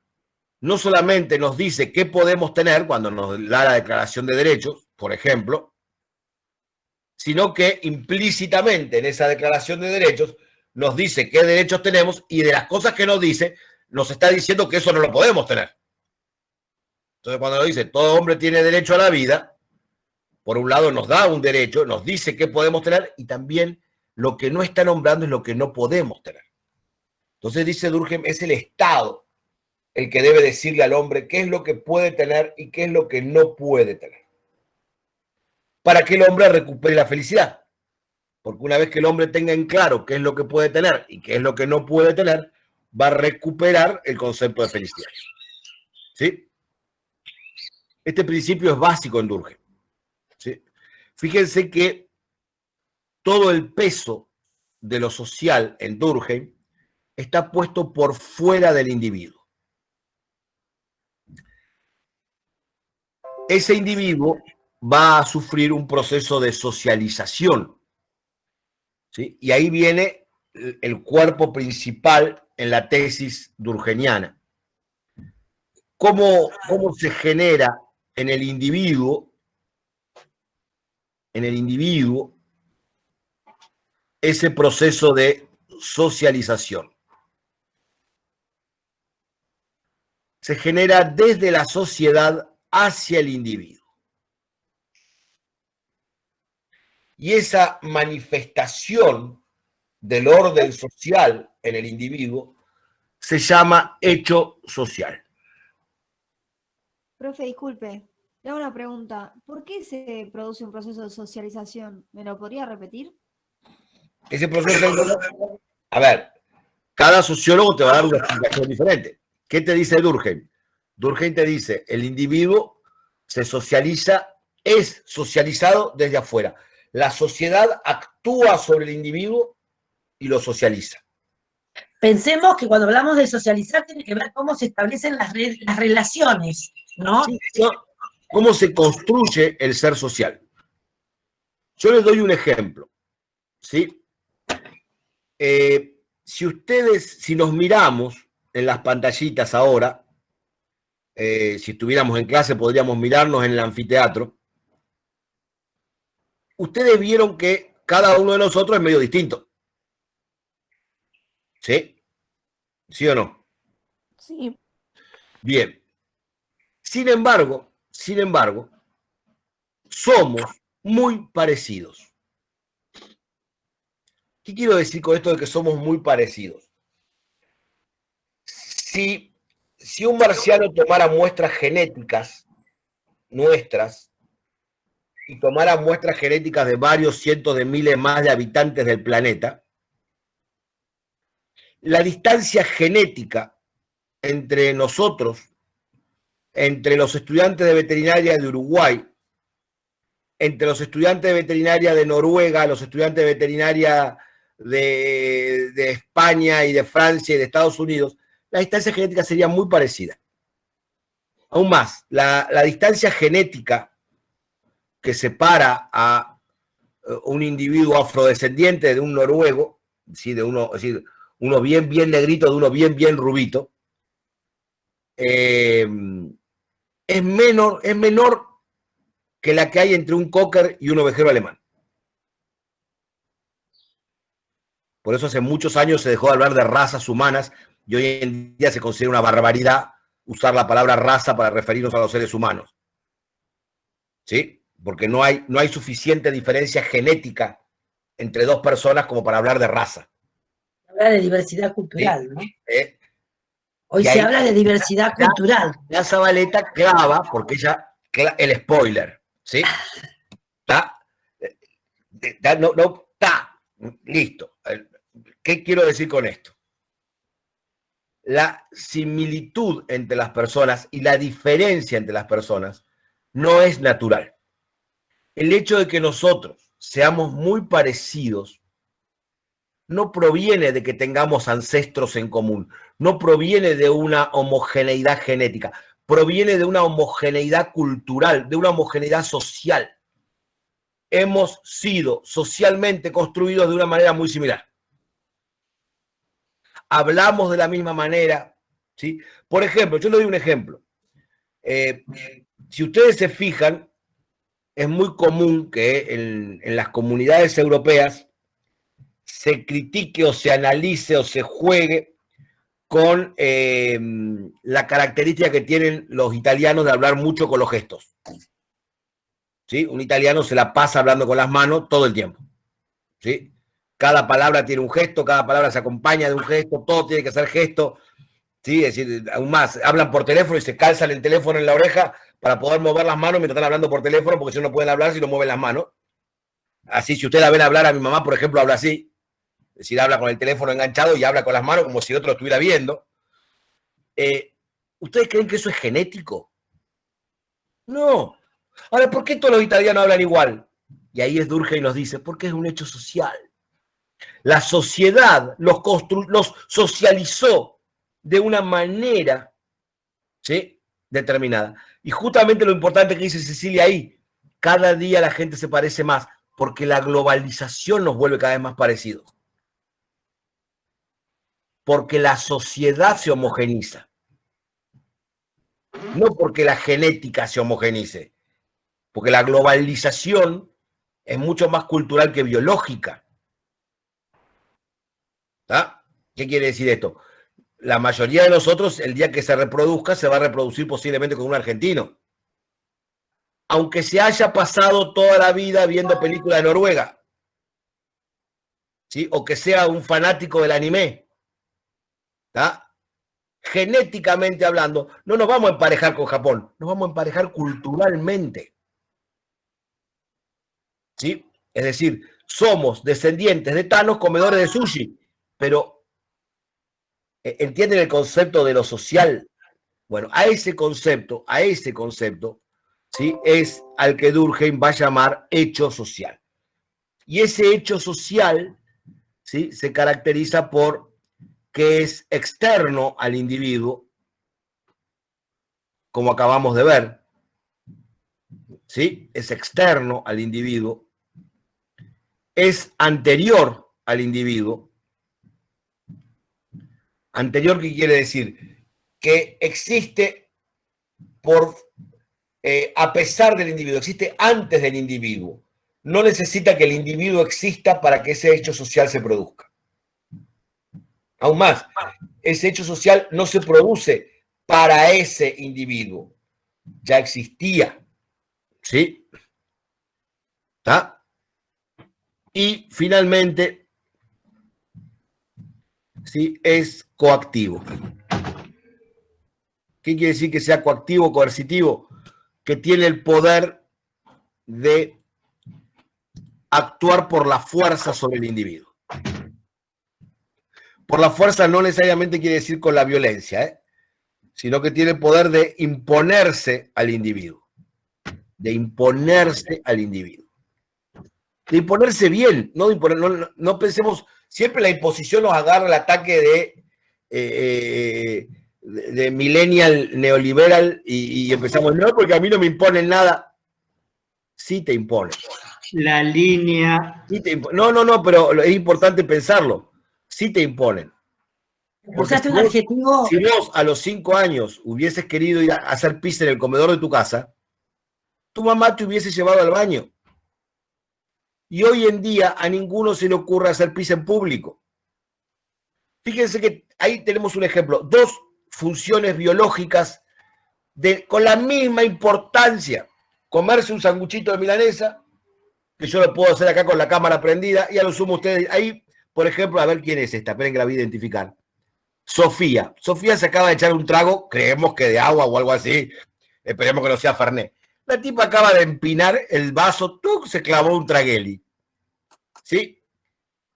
Quiere decir que esta función fisiológica, la de comer o beber, la hacemos con la cámara prendida. Ahora, si yo me voy al baño a hacer pis, adelante de todos ustedes, Blanco se volvió loco. Aún más, hubo un chico de la Facultad de Ingeniería que se le prendió la cámara cuando estaba en la bañadera y fue sancionado porque quedó adentro del MIT de sus compañeros en bola. Y se estaba bañando el tipo, no estaba matando a alguien, se estaba bañando. Ahora, ¿qué marcó esa diferencia entre que puedo comer en público, pero no puedo orinar en público? Es social. Es aún más, fíjense si es coactivo, que si orino en público voy preso. Me hacen un sumario en la facultad. Por más que yo diga, pero mire que es una función fisiológica, que no voy en cana, hermano. ¿Sí? ¿De acuerdo? ¿Por qué? Porque el hecho social tiene ese poder de actuar. Aunque supongamos que no voy en cana porque no hay una ley, y ahora vamos a ver esa diferencia, ¿sí? Bueno, lo que dice Laura es maravilloso. Laura es uno de los ejemplos más lindos que nos han tirado en la historia. ¿Sí? ¿Ah? Si en una plaza un varón se pone en cuero, es decir, se saca la camisa, ¿sí? La gente va a seguir caminando como si nada hubiese ocurrido. ¿Sí? Si una señora se saca la camisa, se arma un escándalo de aquello. Al grito de detener a la feminazi en tetas. Y vienen la iglesia, la policía, los bomberos, la ambulancia, la Organización Mundial de la Salud, la Suprema Corte de Justicia, todo porque a la señora se le vio una teta. ¿Sí? Imagínense si hubiera sido las dos, peor todavía. Es decir, de vuelta a lo mismo, la idea de la sociedad actuando sobre el individuo, el orden, eso que nos marcaba Durkheim. Y nos dice, ese hecho social puede tener dos formas fundamentales y después una tercera que vamos a analizar. Pero ¿cuáles son las dos más importantes? Como Durkheim va a adherir fuertemente a la línea positivista, él va a tratar que la sociología funcione, trabaje, piense, actúe igual que la biología, por ejemplo. ¿Sí? Bien encaminada, bien basada en el método científico. ¿Sí? Por eso decimos que Durkheim es positivista, que es objetivista, ¿sí? Que es empírico. Y entonces él nos dice, este hecho social tiene dos formas. Fíjense las palabras que usa. Una forma fisiológica, está usando una palabra que es pura de la biología, una forma fisiológica, el hecho social fisiológico, que es aquel que se da en la sociedad sin que esté representado en ninguna regla, sino que simplemente se da.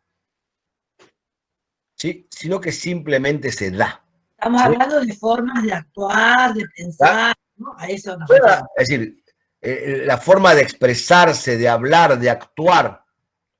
Entonces lo que nos dice Durkheim es cada vez que una persona se expresa, habla, actúa, está manifestando un hecho social. Excepto cuando haga cosas fisiológicas y excepto cuando haga determinadas cosas en privado. Pero todo lo que el individuo haga en lo social es una manifestación del hecho social. ¿Qué quiere decir esto? Por ejemplo, ¿por qué saludamos cuando llegamos a una casa? ¿Sí? Uno dice, bueno, porque es una costumbre, porque es una forma social, ¿sí? De expresar determinada situación. Entonces, cuando vos estás saludando, estás realizando un hecho social. ¿Sí? Y aún más, el no saludar puede ser considerado una ofensa, el no saludar puede ser considerado una falta de atención al otro. ¿Tá? Y desde chiquito tu mamá te decía, dale un beso a la señora. ¿Tá? Y vos le dabas un beso a la señora, como no sabías ni quién era la señora, pero dale un beso a la señora. ¿Tá? Así que ese proceso, ¿sí? Vino desde afuera. Ahora bien, hay otro tipo de hecho social, por ejemplo, dar el asiento en el colectivo a una persona con discapacidad, dar el asiento a una persona de edad, dar el asiento a una mujer embarazada. ¿Sí? Esos son hechos sociales fisiológicos. ¿Sí? Ese hecho social fisiológico, nos dice Durkheim, con el tiempo y en algunas sociedades se vuelve un hecho social morfológico, cristalizado. Son las dos palabras que usa Durkheim. En oposición a fisiológico, el hecho social morfológico o cristalizado, que es cuando el hecho social queda fijado dentro de la estructura legal, es decir, la normativa, la norma. ¿Sí? Ahora ya no es un hecho social que simplemente se expresa. Sí, María. ¿Cómo diferencia el tema de acción fisiológica con hecho social y después llegamos a hecho social fisiológico y Porque morfológico. no, No entiendo la acción diferencia. fisiológica es comer, tomar agua, ir al baño. Él llama hecho social fisiológico a esos hechos sociales que se dan en el funcionamiento de la sociedad sin que formen parte de la sociedad. Por ejemplo, ¿de qué manera comemos? ¿No? ¿Ah? Si usamos cubiertos, si somos más prolijitos porque hemos tenido algún antecedente familiar que te exigía que te sentaras de una manera, ¿eh? ¿Eso sería un hecho social fisiológico? Fisiológico, porque no está pautado por realmente, ¿no? O Son sea, la modos. diferencia en las preguntas entre qué y cómo, por ejemplo. Claro, a ver, en el caso de de estar, por ejemplo, lo de la ropa, para volver a un ejemplo que hoy daban del cuero, no. Es decir, ¿podemos andar desnudos por la calle? No. ¿Por qué? Porque vamos presos. No vamos presos. Es decir, estar vestidos es un hecho, actuar en forma con ropa, de andar por la calle con ropa, es un hecho social morfológico, porque está reglamentado. En cambio, si voy de jean o voy de vestido largo, es decir, por ahí voy vestido largo de fiesta a un lugar de fiesta, pero por ahí salgo a hacer las compras con el vestido largo o con brillo. ¿Puedo ir vestido con un vestido de brillo a hacer las compras? Sí. Como Sí, poder se puede. como poder se puede. ¿Qué puede suceder? Te miran raro. Que te miren raro, que se burlen de vos. Nosotros, Carlos, no sé si está, ¿querés contar la anécdota? No sé si está. Sí, estoy con media milanesa, pero estoy. Pero traga. ¿Se entiende esto? Con respecto, por ejemplo, a lo que daban el ejemplo recién de ceder el asiento en el subte o en el colectivo. Uno lo hacía, actuaba, porque ahora vamos a ver cuáles son los tipos, ¿no? Y cuáles son los distintos tipos de hechos sociales, en esto de los tipos sociales. Es decir, lo hacemos porque nos han acostumbrado de esa manera, porque la sociedad, cómo nos educaron, las normas internas, nos hicieron decir, bueno, tenés que dejar el paso de ceder asiento a una persona mayor, embarazada y demás, no gorda, que a veces nos hemos confundido. Pero después, ¿qué pasó? En muchos, yo no ando mucho en los colectivos en Buenos Aires, pero o subte, hay asientos determinados que dicen para personas embarazadas, hay una señalización, ¿sí o no?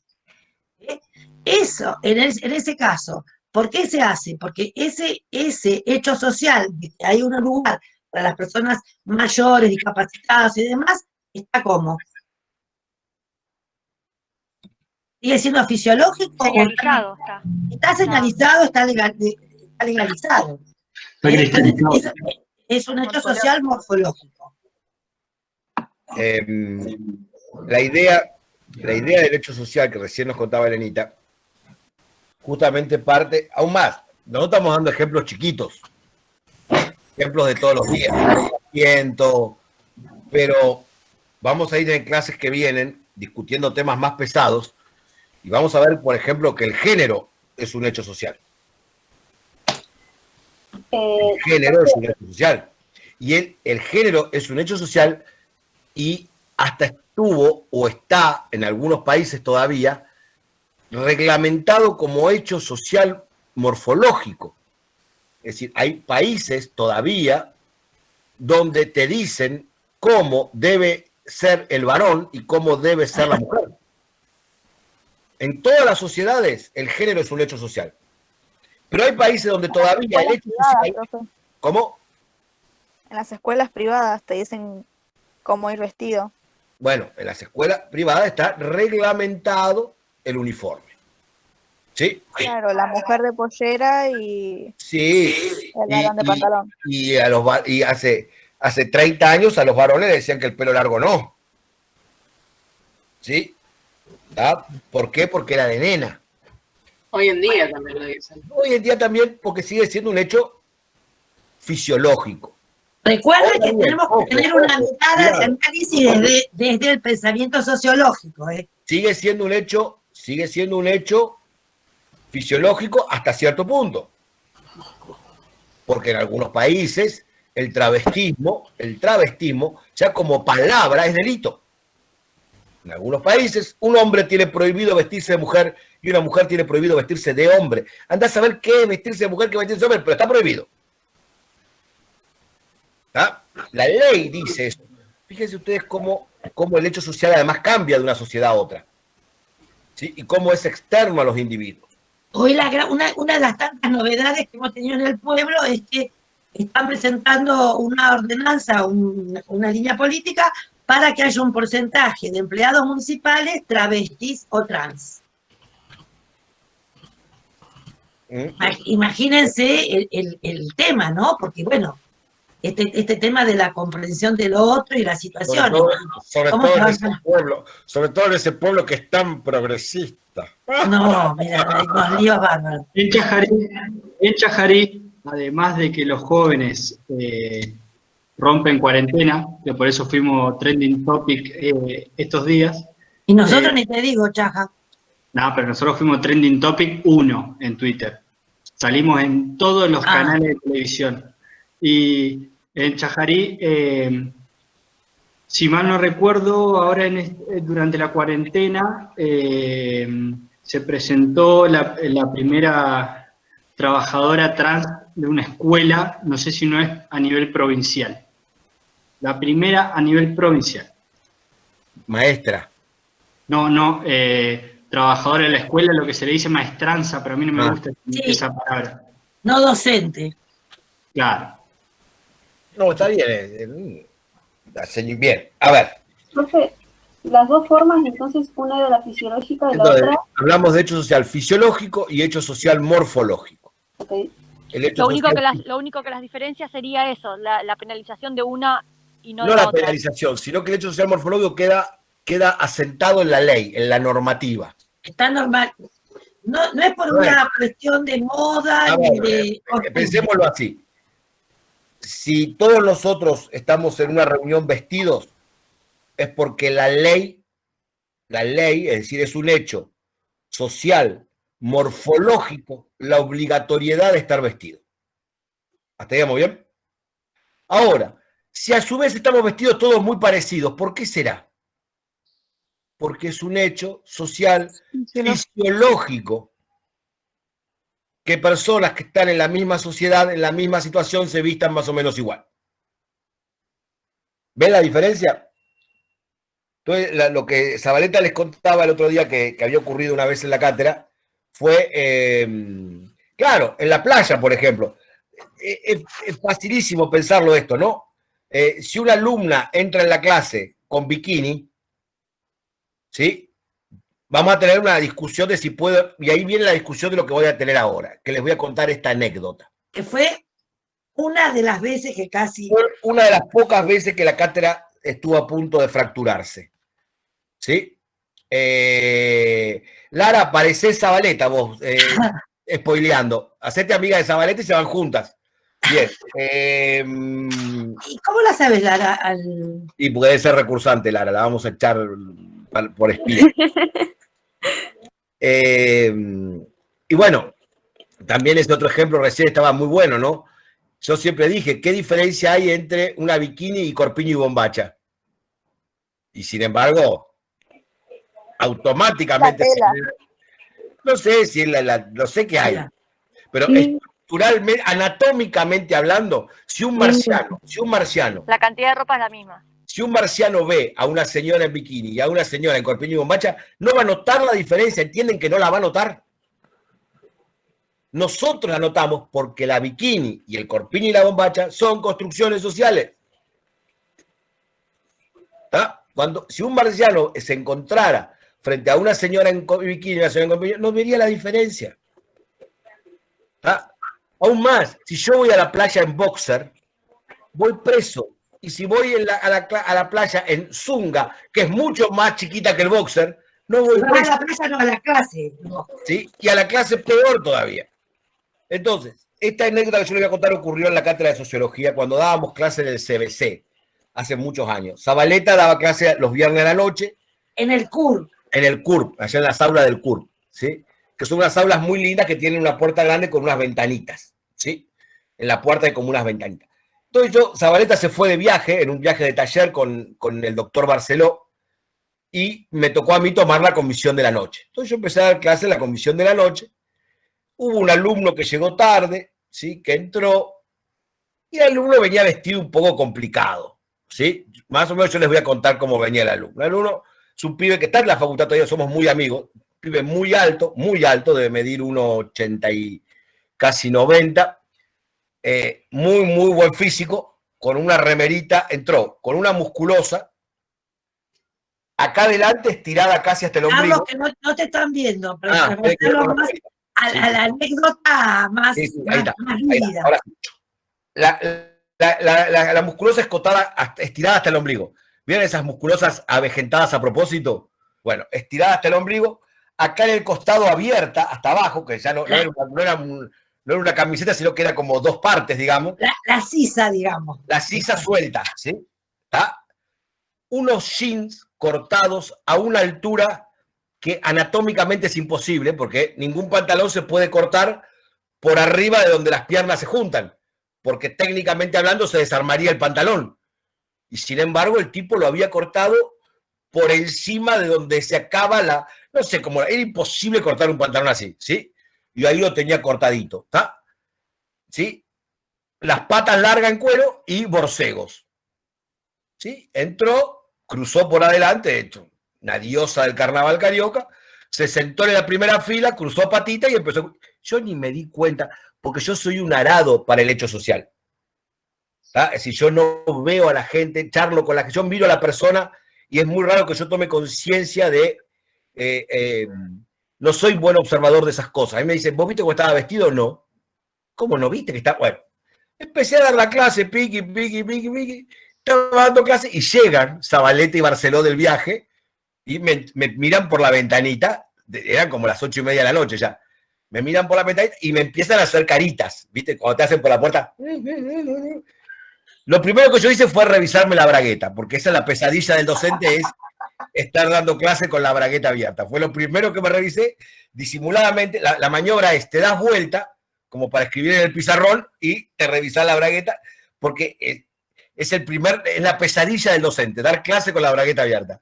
Otro hecho social, porque no tendría nada de malo dar clase con la bragueta abierta, pero hay un hecho social que diría que es una catástrofe. Bueno, me reviso la bragueta, perfecto, todo en orden. Digo, bueno, miro lo que había escrito, porque el otro tema, la otra pesadilla es la falta de ortografía del pizarrón. Entonces miro y digo, a ver si escribí algo mal y por eso Zabaleta me está haciendo carita. Miro, no, realmente todo bien. Bueno, ante la desesperación, la tercera maniobra docente, ¿cuál es? Ante la duda, dar recreo. Siempre que en una clase se complique, dar recreo. Bueno, seguimos en 10 minutos y pará, porque algo está pasando. Bueno, seguimos en 10 minutos, dar recreo, todo el mundo en recreo. Salgo y digo, Zabaleta, ¿qué ocurre? Y ahí empezaron, ella y Barceló. ¿Vos lo viste al chico que está en la primera fila? El chico se había quedado sentado, entonces yo miré para atrás porque todavía no lo había visto y digo, sí. Bueno, no puede venir a clase así, hay que hablar con él, hay que explicarle que se van a reír de él, que la va a pasar mal, que cómo está vestido así, que Diego por el lado académico, Elenita por el lado del bullying. No, porque no puede estar así, porque a vos te parece. Hace bastante, Laura. Hay que hablar con él. Yo digo, no pueden hablar con él. Sí, vamos a hablar con él. No, sí, no, sí, no. Entonces, en un momento me rayo y le digo, si ustedes hablan con él, yo renuncio. El lunes, pero ya estaba enojado. Estábamos en el pasillo de la galería. Si ustedes le dicen algo al alumno de cómo está vestido, yo el lunes renuncio. Así nomás se lo digo, era viernes a la noche. Renuncio. Bueno, sí, bueno, no le dijeron nada. La calentura que yo tenía, que llego a casa a las 10:30 de la noche cuando la clase había terminado y llamo a la secretaria de inclusión de la facultad. Y le digo, Susana, ¿a vos te parece que hoy en clase me pasó esto? Los botoñé, a ella y a Barceló. Me pasó esto. Y la secretaria me dice, decime por favor que no le dijeron nada. No, al final nadie le dijo nada. Y me dice, bueno, porque, me dice ella, desde el año pasado, ¿sí? Hay una resolución, y ahí yo conocía la resolución anterior. Ustedes saben que hasta ese año, hasta el año pasado, eso debe haber sido en el 2010, Elenita, 2011. Sí, estábamos casi de CUR todavía, sí, 2010. Hasta el año 2009, el estatuto de la Universidad de Buenos Aires, el estatuto de la UBA, Un poquito más, 2012 habrá sido. 2012. El estatuto de la UBA decía que los varones rendían examen final de saco y corbata y las mujeres rendían final de pollera. Lo decía el estatuto de la Universidad de Buenos Aires. ¿Sí? Reglamentaba que las mujeres tenían que presentar de pollera a rendir final y los varones de saco y corbata. Y me dice la secretaria, el año pasado cambió y la resolución nueva dice que cada estudiante